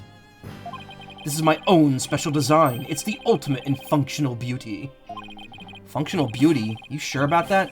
Looks a bit unwieldy to me. Ah! I just sprayed you with nerve gas. You simply don't have an eye for beauty. Having an eye for beauty means looking like this guy. I'd rather be blind. Oh, man. So what do you want with me? What is that? It's the blackmail letter, but it wasn't sent to Alderman QB. It was sent to Mayor Tenma. And? Your point being? Someone took the letter from the mayor's briefcase, and then placed it in the alderman's pocket after he was murdered. Oh, you don't say. You wouldn't happen to be the one who made the switch, would you? After all, you're the only one who knew that the blackmail letter was in his briefcase. So naturally you... Ah! Perhaps that shot of cologne will make those scales fall from your eyes. Or might all eyes fall from their sockets? Is it possible that you would like to frame me as a potential suspect? What would make you raise such an outrageous allegation in the first place? Well... My only crime is being born as beautiful as you see here. In other words, you have nothing. Now, let me show you what to do with this garbage. Wow, he crumpled it up. Ah, you can't destroy evidence like that. What do you mean I can't? I just did. Feel a little lighter now? You just want a one-way trip to the top of my most annoying people ever list, buddy. People really do have quite the personality. Wow, it's gone. It actually is just gone. Cool. Did you see Tenmataro? Both Jinxie and Mr. Filch said they saw Tenmataro. But what about you, Mr. LaBelle? If you were in the foyer, why didn't you Ow! Very well, I admit it. That's right, I, Florin LaBelle, saw the demon Tenmataro. So he did see something. And why'd you lie about not seeing him? I was simply trying to protect dear little Jinxie. Protect Jinxie? What do you mean? Why, don't tell me you haven't heard about that strange little habit of hers. Which one are we talking about? The one where she wanders around making mischief without knowing what she's doing. Rumor has it she's possessed by Tenmataro. That one's new to me. Well, there you have it. Anytime you hear about a Tenmataro sighting, little Jinxie should be your prime suspect. Tell us more about that rumor. Rumor about Jinxie. So what was this rumor about Jinxie? They say she's possessed. Not all the time, of course. It hits suddenly, and then she starts wandering around doing strange things. Is that so? Although, come to think of it...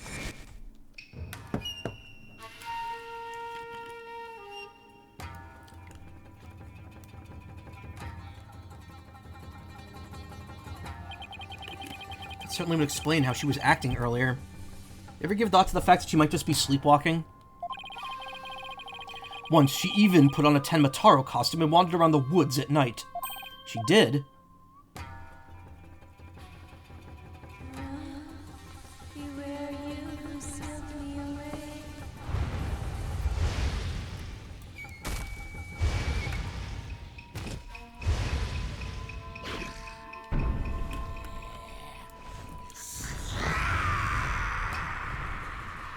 My voice is not too far off the mark there.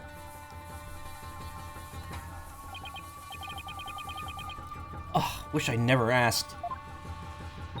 Does she remember anything while she's possessed? Bird confirmed, yeah. Unfortunately, no, she doesn't seem to remember a thing during these episodes. Memory lost during possession. Come to think of it, her memory of the murder scene was quite fuzzy. I suppose that, too, was caused by her possession. Ah, then maybe... So you do understand. That whole yokai business was entirely of her own making. Now wait a minute. Although that yokai evidence wasn't there until after she discovered the crime scene. Did she leave those black feathers and strange tracks there herself? Apollo, let's ask Mayor Tenma about Jinxie's episodes next time we talk about him. Talk to him. Are we done with your silly little questions now? I'm a very busy man, you know. I guess that's it for now. Hello, LaBelle speaking. Really? You wish to carry my new product at your store? Oh, but I'm afraid it's my own private brand. It's not available to the public. What? Then I shouldn't advertise it on TV. But I don't understand. As the embodiment of beauty, it is my duty to announce my good looks to the world. Stop the bus, I'm getting off. Everyone wants my exclusive Je suis LaBelle brand products. It's the crown jewel of my collection, born of my long, relentless pursuit of beauty. But now that it's become so popular, it's been an absolute nightmare. You don't say. Well, they can't have it. It's just for me. It's not meant for you peasants. Peasants? This is my latest product. I'm calling it Couleur Me LaBelle. A dazzling hair color that you could wash out with just water. Guess that means you can't sweat. I have 7 colors in all. You could find out more in my commercials and magazine ads. But it's not available to the public. Great sales strategy there, genius. Come to think of it, Mr. LaBelle. Your hair color's changed since the last time we met. The little lady has quite the discerning eye. Here's a little sample. Consider it a gift for one who truly appreciates beauty. Oh, Apollo, what should I do? Better take it before you get a face full of cologne. Good point. Wow, thanks, Mr. LaBelle. Color Me LaBelle has been added to the court record. Hair color that washes out with just water. It's Florent LaBelle's own brand and isn't available to the public. Okay, let's head over to the Fox Chamber. Still gotta find the secret mechanism for opening the Forbidden Chamber.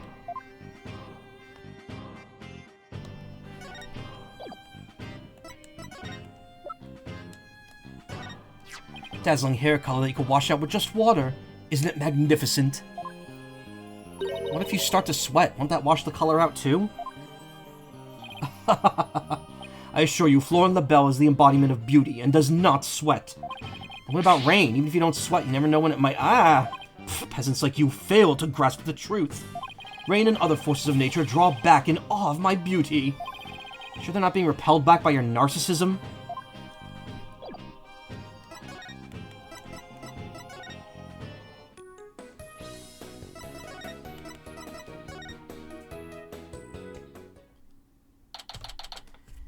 April 18th, QB Manor, Fox Chamber. Okay, let's find that secret mechanism for opening the Forbidden Chamber. Ooh, this is so exciting! Can't wait to see how it works. But do you really think the killer entered the Forbidden Chamber? We'll just have to open it and find out. Should also see if there was anywhere the killer could have hidden the room. Okay, let's get started. Apure, Apollo, apure. I don't know what language that was.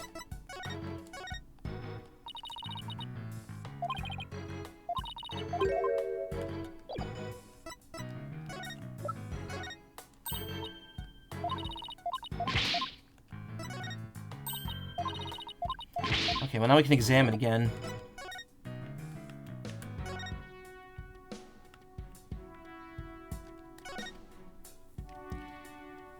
Just remember this mystery novel I once read. The murder occurred in a locked room, and the perpetrator made sure to hide behind the room's door when it was opened. Then when no one was looking, he made his escape. Clever trick, but it would have been impossible in this case. See the broken Tanuki statue? Door must have banged into it when it was open.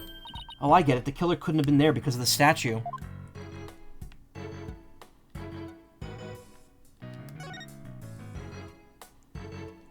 Better take a look behind this door, too. Oh, look, the doorknob banged into the wall. Made a big dent, too. That wouldn't have happened if the killer had been hiding there. Right. Guess that rules out the old hide behind the door trick.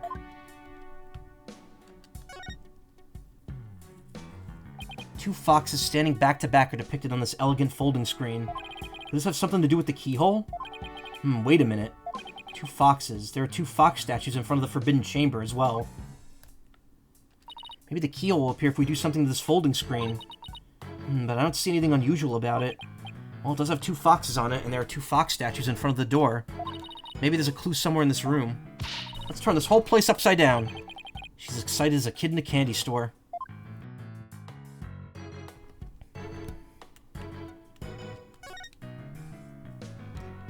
Maybe the killer hid under the table. That would be a terrible hiding place. The alderman's body would have been right above. Maybe you're right. Guess the underside is a bit...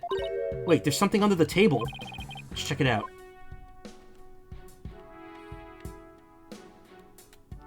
How did they not see that? Hey, look, there's something down there. Looks like a piece of something. Only question is, a piece of what? Oh, I know. Might be a piece of the statue. Remember what Jinxie said?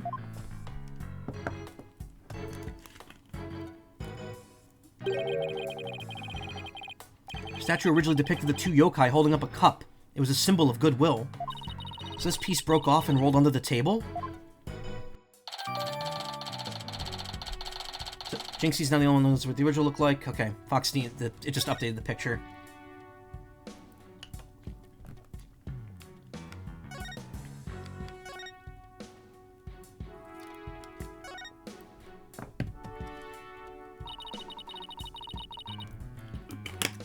There really is no escaping here through the air duct. And here we went through all the trouble of bringing a ladder to check it out. You know what's coming. That's not a ladder, Apollo. It's a step ladder. What's the difference? They both have the word ladder in them. What's the difference? Oh, I know. Let's play rock, paper, scissors to decide who's right. You're way too competitive. And it's not even related to the original issue, either. Notice that the little save icon appeared in the corner, because that's, you have to hear every possible ladder conversation to get the, achievement for it. There's a cliff outside this window. Makes it pretty impossible to get out this way. When I hear things like that, it just makes me want to try. Never say never, right? Bet I could get this out of the way. Oh, wait, do you have a death wish or something? Won't even open wide enough for me to squeeze through. Guess I lost that bet. That loss just saved your life. Never say never one last time.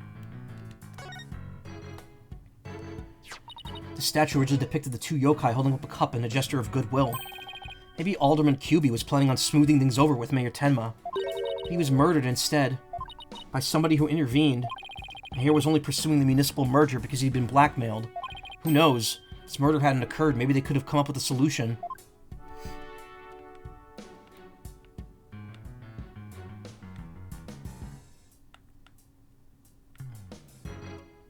Nice thing is that the stuff I already examined before is already, like, examined.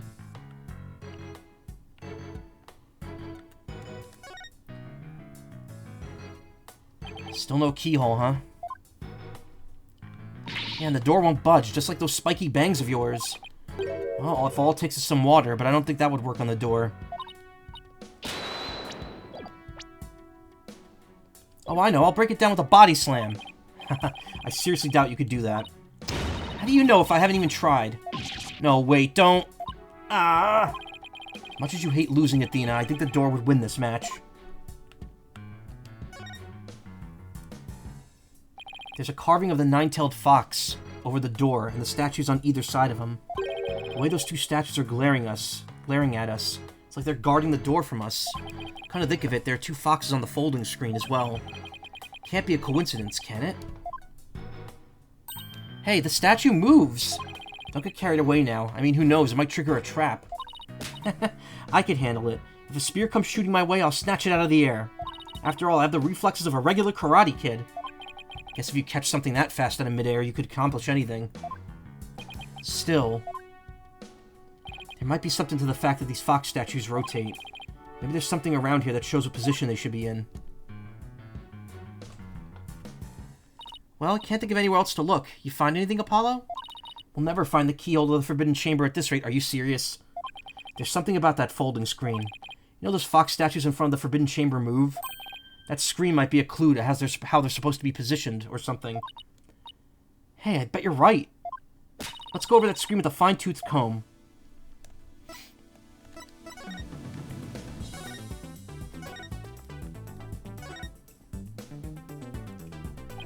On closer inspection, I think there's more to the screen than meets the eye. Let's check every last inch of it. I can rotate the folding screen with the R stick. And if I spot anything of interest, I can press A on it to inspect it further. I can also zoom in and out of it with X and B to get a better look. Let's check every last inch of it.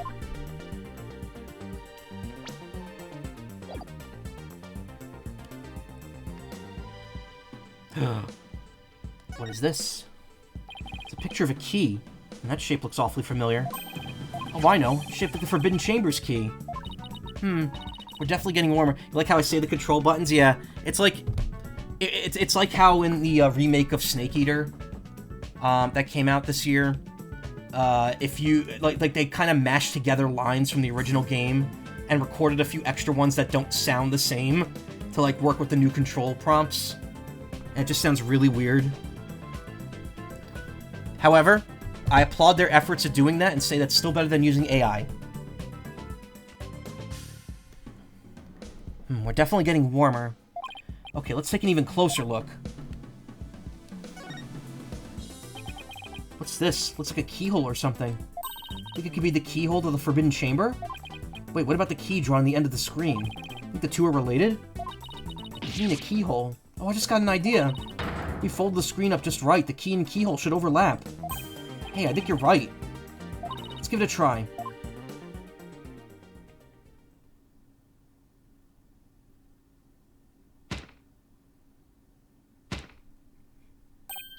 Look, a door. Yeah, and it's open, too. Two foxes are now facing each other, so... Hey, what if we made those fox statues face each other? Apollo, let's go check out the two statues.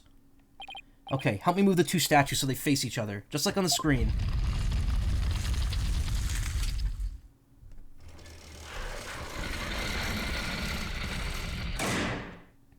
Look! A lock appeared. Now we could use that key. Okay, here goes nothing.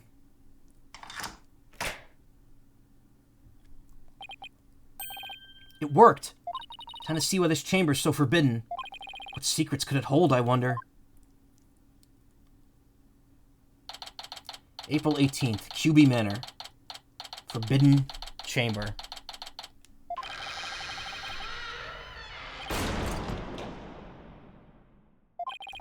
These doors need some serious oil.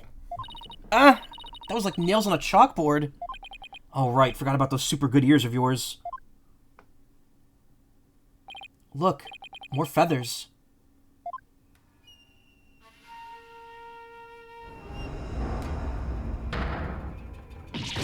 Ah! What the heck is that? Is that a Tenmataro statue? But there's something odd about it.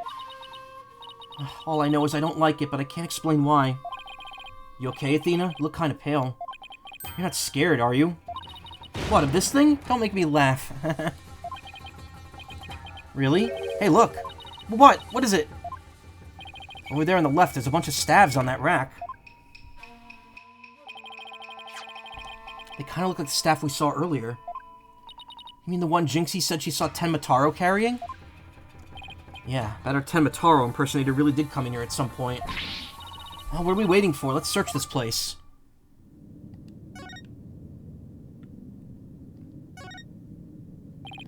Oh, that's one big statue. Must be like 15 feet tall. And look, this Tenmataro has a staff. But the Tenmataro on the scroll didn't have one. I wonder why. I feel like this could be significant, but why? Let's take a closer look. First to go around this table here. Ah, Apollo, you sure that's a good idea? Hey, it looks like there's some sort of compartment in the base of the statue. Don't open it! Who knows what might be in there? It's just a big empty compartment. And from all the dust and cobwebs, I'd say it hasn't been opened in a really long time. That's enough, Apollo. Let's shut it and... Wait, there is something in here. Looks like some sort of figure, but it's so dusty I can't tell what it's supposed to be. Wonder what it's doing here. Forbidden Chamber figure added to the court record. I figured that had been left inside of the Tenmataro statue. A thick layer of dust and dirt suggests it had been in there for some time.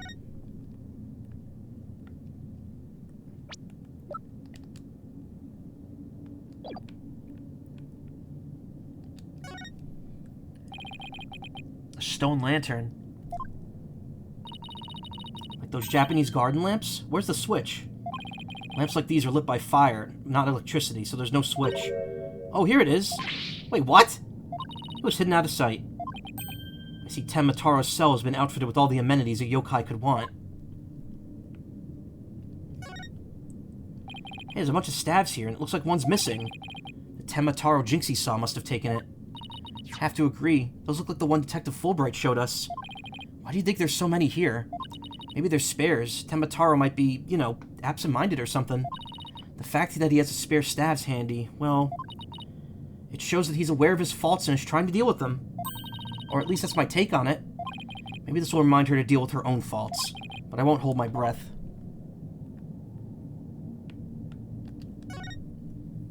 Looks like a gravestone or something. It reads, "Here lies Tenmataro, age 80. Cause of death, choked on a chicken bone." Say it ain't so. Besides, that sounds more like an autopsy report than an epitaph, if you ask me. But you're joking around because you're scared. It's your coping mechanism. I'm not scared. Freak out Central. Right here, baby. Cut it out, Widget. Denial is strong in this one. Black feathers. They look exactly like the ones in the fox chamber. That means the killer must have been in here at some point. Question is, why? Maybe the Tenmataro costume was hidden in here. I mean, if someone carried it through the manor, it would have stuck out like a sore thumb. But when did the killer get in here? The mayor snatched the forbidden chamber key when the killer hit him on the head. That means the killer could have only gotten in here before the murder. Wow, this is one tough riddle, alright. I'm avoiding the obvious thing till the end.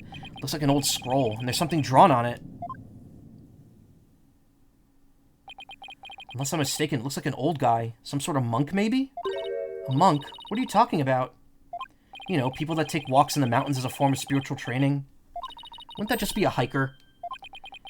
Guy in this picture doesn't look like he's doing this for fun, Athena. Oh look, there's some yellow thing strapped to his back. Whoa, it's turning into Temataro. What's the scroll getting at? Is this how Temataro was born? Well, whatever it is, it's definitely creepy.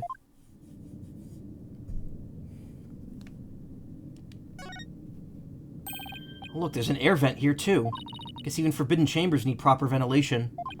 But I don't think anyone could reach this one, either. Yeah, and there's nothing to stand on around here. Wonder where this vent leads. Well, the Fox Chambers vent didn't branch this way, so...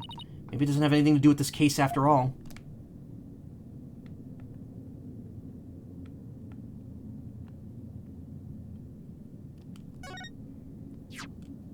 What's this?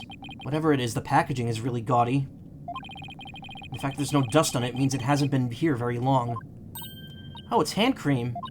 Let's see what brand it is. Je suis Labelle? Labelle? What the... But then, wouldn't that mean Labelle was in here? I guess so, but why? Well, whoever was dressed up like Temataro must have taken a staff from here in the Forbidden Chamber. And that same person probably dropped this hand cream at that time. In other words, the Temataro impersonator we're looking for is none other than... Florent Labelle. This might be a big break for us in court tomorrow. Now all we have to do is get the truth out of Mayor Tenma. An item that was recently dropped in the Forbidden Chamber. It bears the Je suis Labelle logo. Guess that about wraps this up. What now? Should probably talk to some of the witnesses again. I mean, like Mr. Filch and Jinxie? Yeah. Really want to ask Mr. Filch about the village superstitions in Temataro.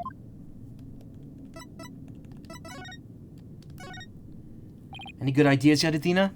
Good ideas? You bet I do. Well, there's that thing. Thing? What thing? Ugh, you saw right through me, didn't you? Huh? You mean you really have nothing for me? No, sorry, I just got a little carried away.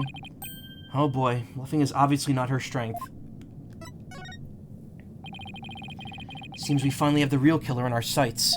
The only person to threaten Mayor Tenma, push for the municipal merger, and to be identified at the manor disguised as Temataro, is none other than Mayor Tenma's aide, Florent Labelle. We're in for a fight tomorrow. Let's banish Temataro, both literally and figuratively.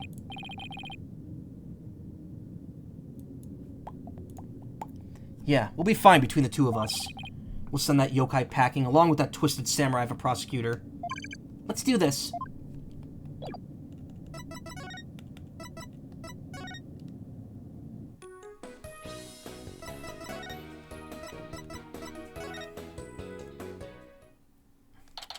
Oh, fun. It's the curse! The curse! The curse of Temataro! Eek! You outsiders are ignoring them superstitions at our peril. Mind your own business, will ya? Ah! Youch. What's all this about a curse? Temataro's gonna curse us all unless you stop sticking your nose where it don't belong. Stop the investigation. Listen to what them superstitions say. Right, how about obeying the law before you go obeying the superstitions? Huh? Hey, what are you doing with Widget around your neck? He's mine! You know better than to go around stealing people's stuff like that. Same goes for my bracelet. Sorry, I promise I won't do it again. He almost kidnapped my sweet little Widget. Big jerk. I'm sorry. Guess you can't teach an old raccoon dog new tricks. They spelled raccoon right there. As long as we have him here, I guess we should ask him about what happened. Can't believe you did that. It's one thing to steal a pair of shoes, but to steal Widget? Grr. Yipes! Mercy, mercy! I can't seem to control myself. It's that thieving blood running through my veins. Thieving blood? What's that supposed to mean? Glad you asked. The infamous bandit Azuki Kozo was my grandpappy. Take a gander at this. What exactly am I looking at? Looks like another one of those yokai to me. It's none other than the Azuki Kozo. Robbed from the rich and gave to the poor, he did. And he'd leave one of these figures at the scene of the crime every time. What's more, I'm his grandson because he was my grandpappy. Wow, you don't say. Thieves' honor. It's the honest truth. That's Goemon, you nut. Ah, the sloshing sound of Azuki beans scraping together in the dead of night. It's the magical sound of dirty money getting washed clean for giving out to the poor. I'm Azuki Kozo, washer of money, giver outer of wealth, reborn. Forget the money, you should be washing yourself of this nasty habit. Wait a second, this figure looks familiar. This looks just like that old Dusty figure we found in the Forbidden Chamber. Apparently it's something a certain thief leaves at the scene of a theft. So whatever that rock was, that weird yellow rock, was probably inside that compartment, and Azuki stole it long, long ago.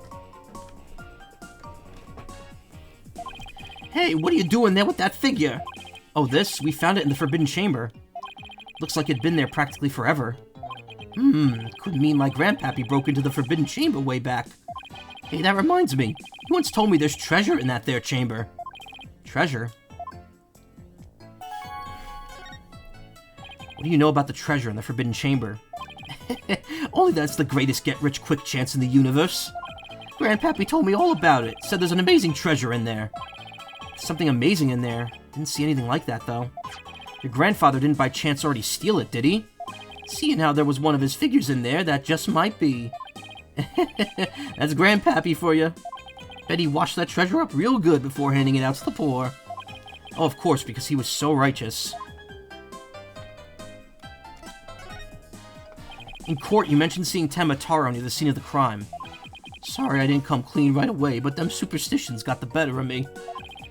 People of Ninetailsville sure seem to like superstitions a bunch. That wasn't what he actually said, but that's how I read it. I'm not surprised you wouldn't want to talk about seeing Temataro. Darn right, them superstitions scare me out of my wits, I tell ya. That's why I'm gonna do exactly what they say from now on. So you plan on staying here in Ninetailsville? Yep, gonna keep living right here and keep the old ways, just like Grandpappy did. Them superstitions are like a rulebook to me. Wait, so you're saying you actually believe in those old wives' tales? Ain't you been listening to a word I said? You're going to do exactly what them superstitions say. Well, I say that's baloney.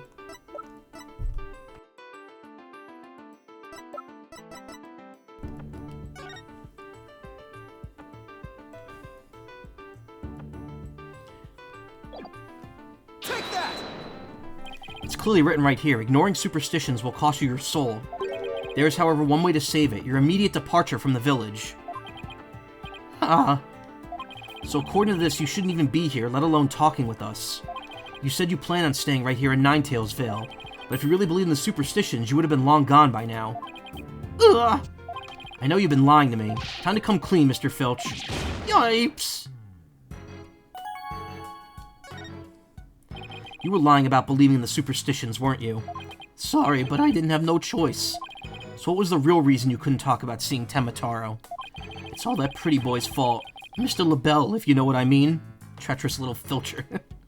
He told me not to say a word about seeing Temataro. Said if I did, he'd do me to me what them superstitions said would happen. So was Mr. LaBelle who muzzled you? Hot. Why would Mr. LaBelle want to scare you into silence? Mr. LaBelle was trying to protect that little maid gal. It was on account of that rumor. The one about her being possessed. That rumor again.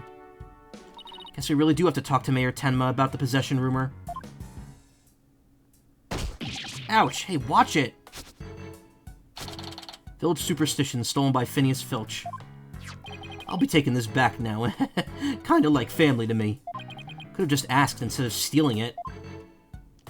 Was that all we wanted to ask Mr. Filch? Yeah, I think that was it. Let's go see Mr. Temataro one more time. Just thinking about dealing with that yokai again makes me want to say pass, though.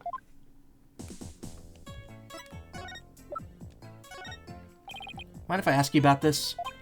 Oh that, right. Well, does it ring a bell? Oh, it's ringing alright.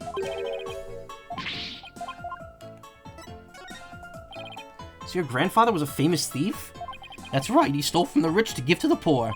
Just like your Robin Hood, but in these parts he's known as Azuki Kozo. He washes his loot clean before handing it out to the poor. Hard to imagine Mr. Filch has such noble intentions. Bet he was planning on keeping my bracelet for himself.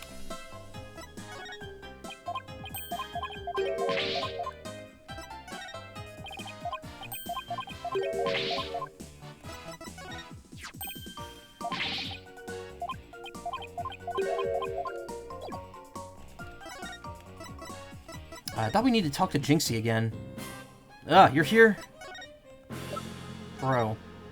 Wait, this is our trump card. Better not show it off too soon. You wanted something? Oh, no, never mind. Pfft.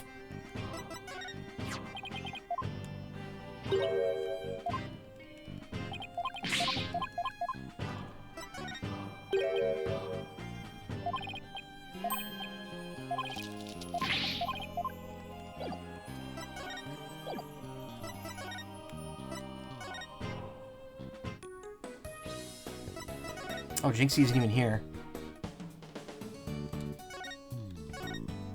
I was shocked to hear a demon appeared at your trial. You were shocked. I was the one questioning him.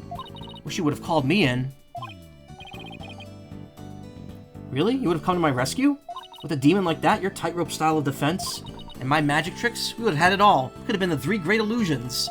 The audience would have been in the palm of our hand. I'd settle for convincing the judge with some solid evidence. It's everyone's favorite, Trucy's 2 cents. Go ahead, ask me anything. My client has turned into a demon. I don't know what he's thinking, and I have no idea what to do. I think this calls for placing yourself in the other person's shoes. In other words, think of what it's like to be a demon. That should be easy for you, Polly. Right, okay, here goes. Eek, a red demon! Ah! Return to the black pit from whence you were spawned. It ain't easy being a demon, that's for sure.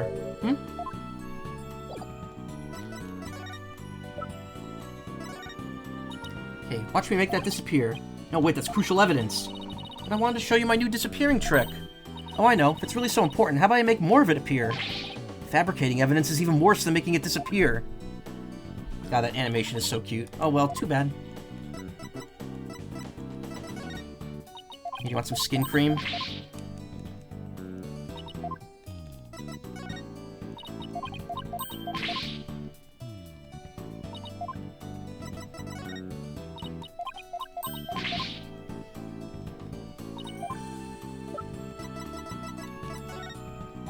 Check it out. You're so lucky, Apollo. Everyone could see what you do with just a flash of your badge. What about you, Trucy? People could tell you're a magician by the way you're dressed. I read this before. Yeah, but I can't always dress like this, like when I'm at school and stuff. You can always show you're a magician by making things appear or disappear. You mean like this? 3, 2, 1, ta-da! Magic or no? Aren't you a little old to be showing those things in public? Maybe I'll become a lawyer too. You're abandoning your dream just like that? I'm just curious. Azukiadai. Let's see what that is. Azuki bean washing, or Azuki togi, is a ghostly phenomenon in Japanese folklore, which a mysterious noise that sounds like Azuki beans being washed or ground is heard. Usually occurs near a body or a river or other body of water. Sometimes the creature or spirit responsible amuses itself by singing Azuki togo ka, hito tote kuo ka, shoki shoki. Will I grind my Azuki beans, or will I get a person to eat? Shoki shoki. Anyone who approaches will inevitably fall into the water. While the perpetrator is seldom seen, he is often described as a short-statured man of grotesque appearance, with a large balding head, crooked teeth, thin mustache, yellow bulging eyes, wearing ragged clothes, and bent over a pail washing Azuki beans. Azuki Kirarai is sometimes blamed on a tanuki, raccoon dog, or weasel. Well, there you go. There's a connection to Filch and his ilk.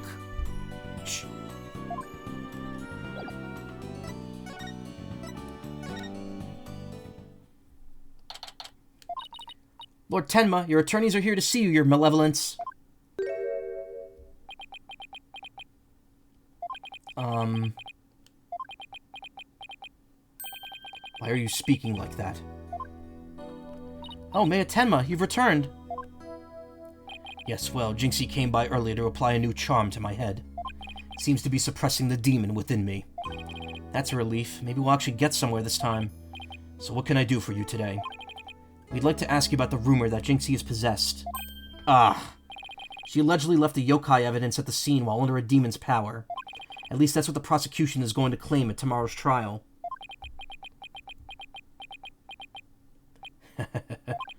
Huh? Ka! No match is this warding charm for me!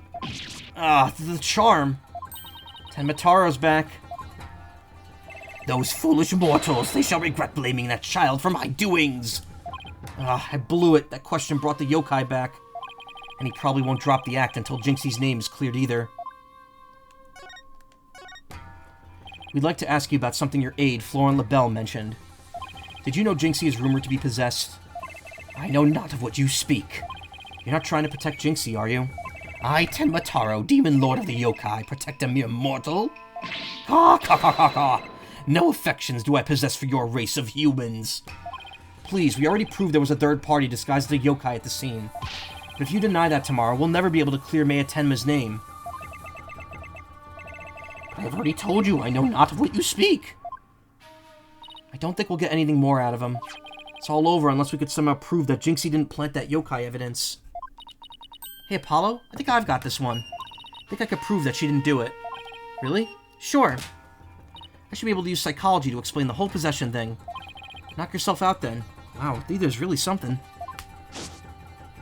I can really count on her when it counts. The real story.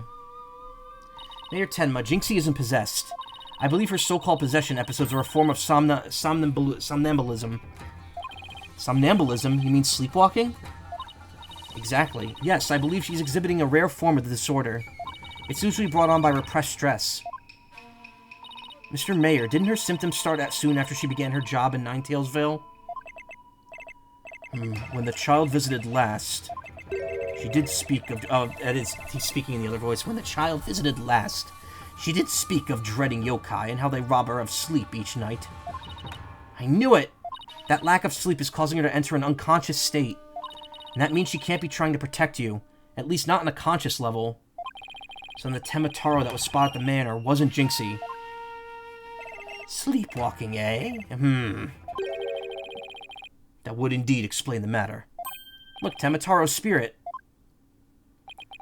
It's left the mayor's body. Can you tell us the truth now, Mayor Tenma? Very well. It's the least I could do for a superb exorcist such as you. Feathers and tracks. Mayor Tenma, you didn't leave those feathers and tracks at the scene, did you? I did not. Neither I nor Jinxie have anything to do with that. That was the killer's doing, no doubt. I knew it. You suspect Floron is behind this, right? All this? But why? Didn't he really want Ninetailsville that... Did he really want Ninetailsville that badly? Do you think of any reason why? Looking back, he did seem fixated on Tenmataro for a spell. Ah, could it be? Perhaps he was attempting to release Tenmataro. That's crazy. Are you saying that yokai is real? Whatever the case, Tenmataro brings nothing but pain and misfortune. As the superstitions warn, you must not gaze upon him nor free him from his prison. But how could people actually believe that? Well, at least we know who's behind this whole Tenmataro thing now. Yeah, and I think we need to have another nice long chat with Mr. LaBelle. Your dinner is ready, Your Malevolence. Ah, an offering to the Demon King. You may place it right here. Kitchen crew poured their heart and soul into making it. Did they now? Souls happen to be a favorite of mine. Just hold the hearts next time. Caw, caw, caw, caw, caw, caw. Yes, Your Malevolence, I'll remember that. How long is he planning to keep up this yokai charade? Well, we've already talked to Mr. Filch and Mayor Tenma.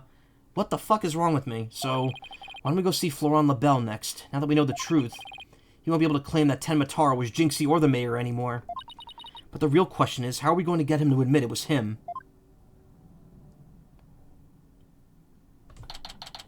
April 18th, QB Manor, Foyer. Okay, now let's practice that again, Filchy, from the top. Mr. LaBelle was in the foyer at the time of the crime. And when we, heard a scream, oh heck, what was the next part again? Ah! You have the memory capacity of a flea! This is the 30th time, you know! Oh, his hair's purple now. Now, 100 times more and we're done. What on earth are they practicing? Oh, I ain't cut out for this. Whoopsie-daisy. Ow! Oh, begging your pardon, Mr. LaBelle, sir. It's just all this practice. Yipes! Unbelievable. What if you had sullied my outfit with those grubby paws of yours? Did Filch LaBelle's wallet just now? So, what do you think they're up to this time, Apollo? Oh, it's you two. Eavesdropping, are we? Pfft, you peasants are so tacky. But what do you want with me? Your confession of being the Tenma imposter would be nice right about now. Taro's true identity. Mr. Filch filled me in on a conversation you two had, and about how you told him not to say a word about seeing Tenma Taro. Filchy, you fool! Ah! I told you nothing good would come of running your mouth. So why did you want to keep Mr. Filch quiet like that, Mr. LaBelle? Why, to protect darling little Jinxie, of course. But Jinxie was never really possessed. She was sleepwalking. Being asleep at that time, she could not have been conscious. Being that sleep at the time, she couldn't have been consciously trying to protect the mayor. That also means she couldn't have possibly been the Tenma Taro. Interesting. But where are you going with this? Since you asked so politely, I believe you have a different reason for trying to keep Mr. Filch quiet. That reason would be to deflect doubt away from the one who is really Tenma Taro. Now this is getting interesting. Are you insinuating that I'm Tenma Taro? So sorry to disappoint, but I'm nothing of the sort. That's right, Mr. LaBelle even told me Tenma Taro was a jinx, so why would he... Yeah, whoa. I said Tenma Taro was Jinxie, you fool. Honestly, you have the memory capacity of a flea. Practice it 100 more times. Yipes. So, have you been called to testify tomorrow? Yes, and I'm so looking forward to my courtroom debut. But you'll just have to wait until then. Oh, I'll be waiting, with a special piece of evidence I've been saving just for you. Filchy, wake up, you lazy bones. What? Was I sleeping? Must have been that sweet cologne of yours, Mr. LaBelle. Made me right sleepy, it did. Well, it's time for your lesson on what to do and say tomorrow. Oh, I'm begging you, not another lesson. I ain't cut out for this thinking and remembering stuff. Ah! Right up the schnozola. Keep quiet and do exactly as I say. Oh, please. Anything but another lesson. There they go. Just our chance to get the truth out of them. Yeah, but we'll get the proof we need in court tomorrow, one way or another. All that's left now is that lie Jinxie told. Better go clear that up before tomorrow. Think they're done questioning her? Maybe. Let's see if she's over on Yokai Lane shopping for more charms.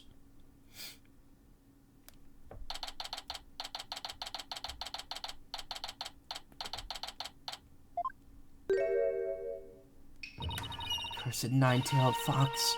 Time for settling the score is nigh. My grudge has been festered over time, but at last vengeance will be mine. Grr. Grr. She must be possessed or sleepwalking again. Maybe if I speak softly, I won't startle her and get a charm plastered on my forehead. Psst, Jinxie. Huh? Oh, hello, Mr. Demon Lawyer. My charms must have fallen off again. Phew. Guess I could avoid a charm slap by toning down my cords of steel. Are they done questioning you, Jinxie? Uh-huh. And on the way back, I stopped here to buy a new charm that was just released. Yo, check it out. New charm just dropped. Yeah? Which one? Oh, it's the one with the nine-tailed fox and Tenma Taro. It shows them dancing together. Really? Two bitter rivals dancing together? Uh-huh. It's a charm for rebuilding burnt bridges. Oh, right, for the municipal merger issue. No, it's for the demon lawyer and the insomniac prosecutor. Get charmed, bitch. It'll stop you two from fighting like you did in court this morning. We weren't fighting, it's just a spirited debate. It's what we lawyers... Ow! No fighting. Charm slapped again. Apollo, if you're done playing around, let's find out what she was lying about. What you remember. Jinxie, it seems like you're starting to remember things. You already said the feathers and tracks weren't there when you discovered the crime. Have you remembered anything else that seems important? Like what? Tell us what you saw that day. Maybe you'll remember something else this time. When I opened the door, Papa and the Alderman QB were collapsed in the Fox chamber. That's when Papa told me to call an ambulance and the police. That's all he said before he passed out in the chair. I knew it. She's holding something back here.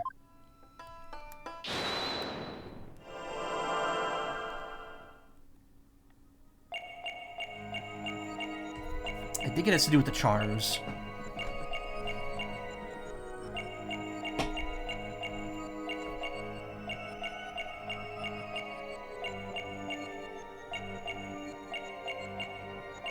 Down there.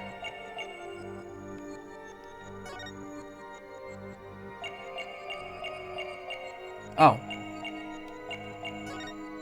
Gotcha! You were very nervous when you said that's all he said, weren't you? I know because I saw your fingers move as if you were going to slap someone with the charm. Huh? Listen to me, Jinxie. This is very important. Did Mayor Tenma say anything else to you? It was nothing. He was just talking in his sleep. Talking in his sleep? So you admit that he did say something else? How could you tell? Only a demon could have such powers.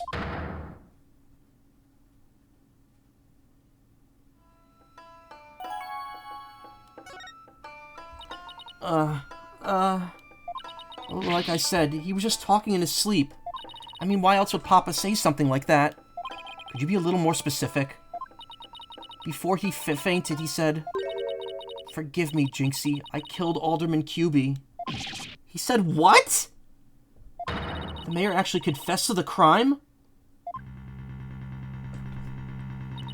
But he didn't mean it. He couldn't possibly have known what he was saying. He was probably possessed, or maybe he was in the middle of a nightmare. A nightmare? No. This is a nightmare. This is one statement I wish I'd never heard. What in the world are we going to do now?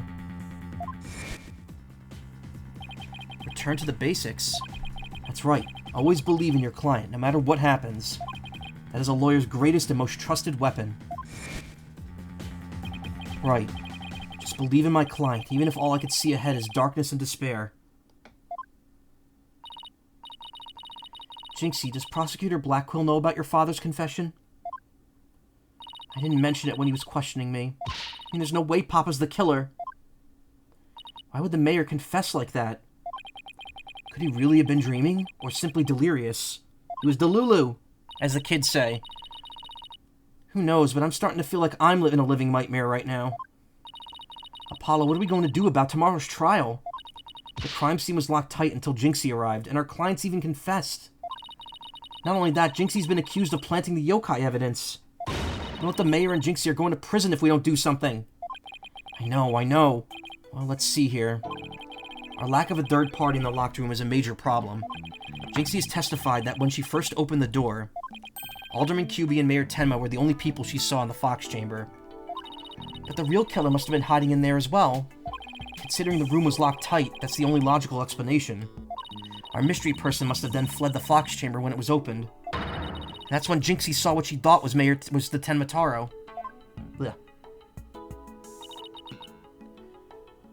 But Papa and the Alderman were the only people in there. I didn't see anyone else. What's going on here? LaBelle's extremely pale, but he's far from transparent. So just how did he hide himself at the scene of the crime? Whatever it takes in court tomorrow, Apollo. We have to take down that dirty, rotten Tenmataro, Florent LaBelle. Right. We'll get him with a legal exorcism, justice style.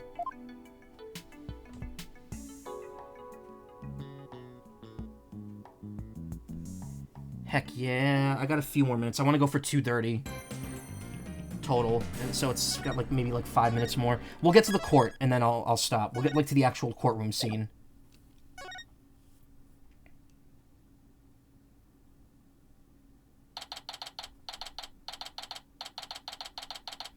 April 19th, 9:30 a.m. District Court, courtroom number 4. Oh, never mind. It went straight to the court. Day 2. Court is now in session. All rise. Court is back at session for the trial of Damien Tenma. Apollo Justice, defense team leader, is ready, Your Honor. Dina Sykes, assistant defender, is ready too, Your Honor. Je suis prêt. As chipper as ever, I see, and in French, no less.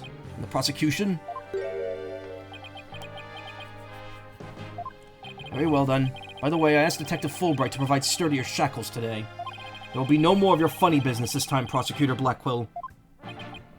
Humph. Now, your opening statement, if you would. I believe it's standard procedure for the prosecution to handle it. Looks like the judge is really bringing it today. Probably realized how Blackquill played him. That was one mean game of Simon Says. Yeah, His Honor has to fight to defend his honor today. Haha. Your baldness. It's plain to see that you've always dreamed of delivering an epic opening statement. I have? I don't know if I'd say that. Why, of course you have. I saw it in your eyes the last time you gave the opening statement. That was the look of one who yearns deeply for the thrill of an epic opening statement. For decades now, you've been watching opening statements from your bench. They were the crown jewels of the court, the one thing you could not possess. The crown jewels of the court? Now at long last they are within your grasp. How could you possibly refuse? Oh, so you don't mind if I do it then?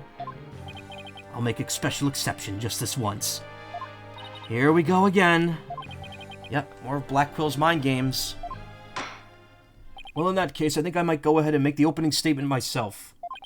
In yesterday's session, we learned the shocking truth that the victim, Alderman Rex Cubey, was the Amazing Ninetails.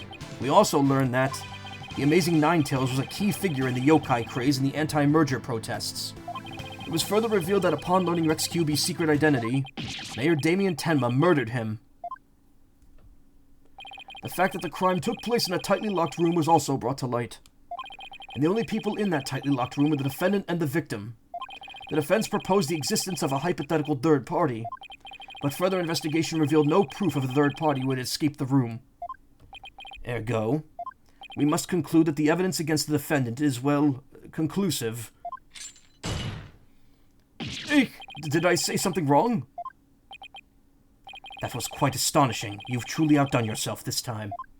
Oh, one more thing to boast about to my grandchild.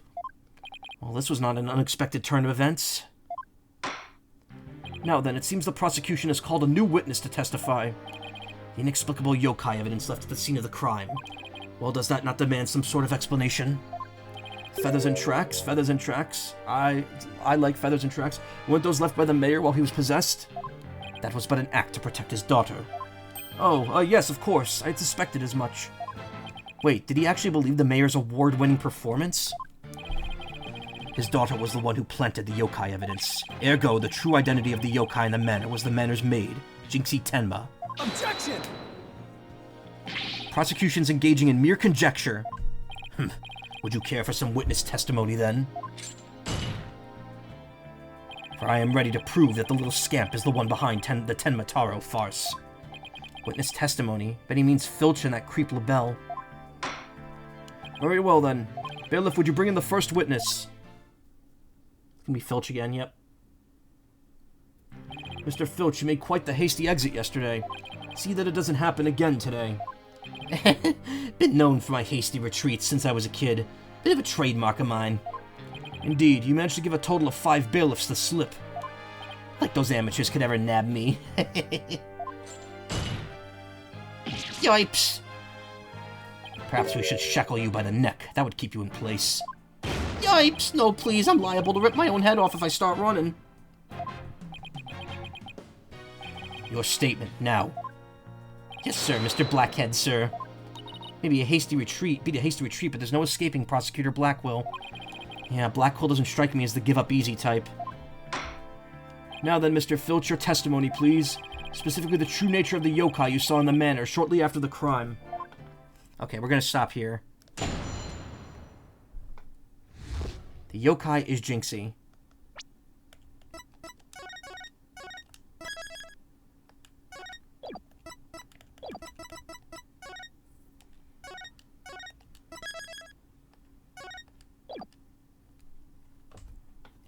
Cool. The double, yeah. I always save it manually because I'm always afraid I'm not going to save it when I'm quitting. The quit menu is very awkward because then you have to press B to, like, actually exit it. Anyway, that's going to be it for me tonight, and till probably Sunday, actually. I'm not going to be here tomorrow or Saturday. As always, I want to thank everyone for coming by. It means a lot to me. I know things right now aren't the best and are hard for a lot of people. And I know I don't always have the best advice for people when they're going through hard times. I want to make it clear that I hope that if like you're having a hard time and you're coming to my stream, I don't mind if you talk about it in chat. Obviously, you know, like if it was a busier chat, most bigger streamers would say, please don't, like, you know, clog up the chat with you know, pessimism. But, you know, I'm always here to listen, and I hope that my streams can, if you're feeling bad, make you feel a little better, you know? That's all I could hope for there. Anyway, if you want to watch more streams, check out twitch.tv/team/littlespace. As always, it is just me and Writer Fluff there right now, because no one on the team streams this late because they're all babies who need to be in bed by 6 p.m. I'm the rude baby. I stay up until 5 in the morning. So I'm going to go ahead and raid. I raided Black and Yellow the other day.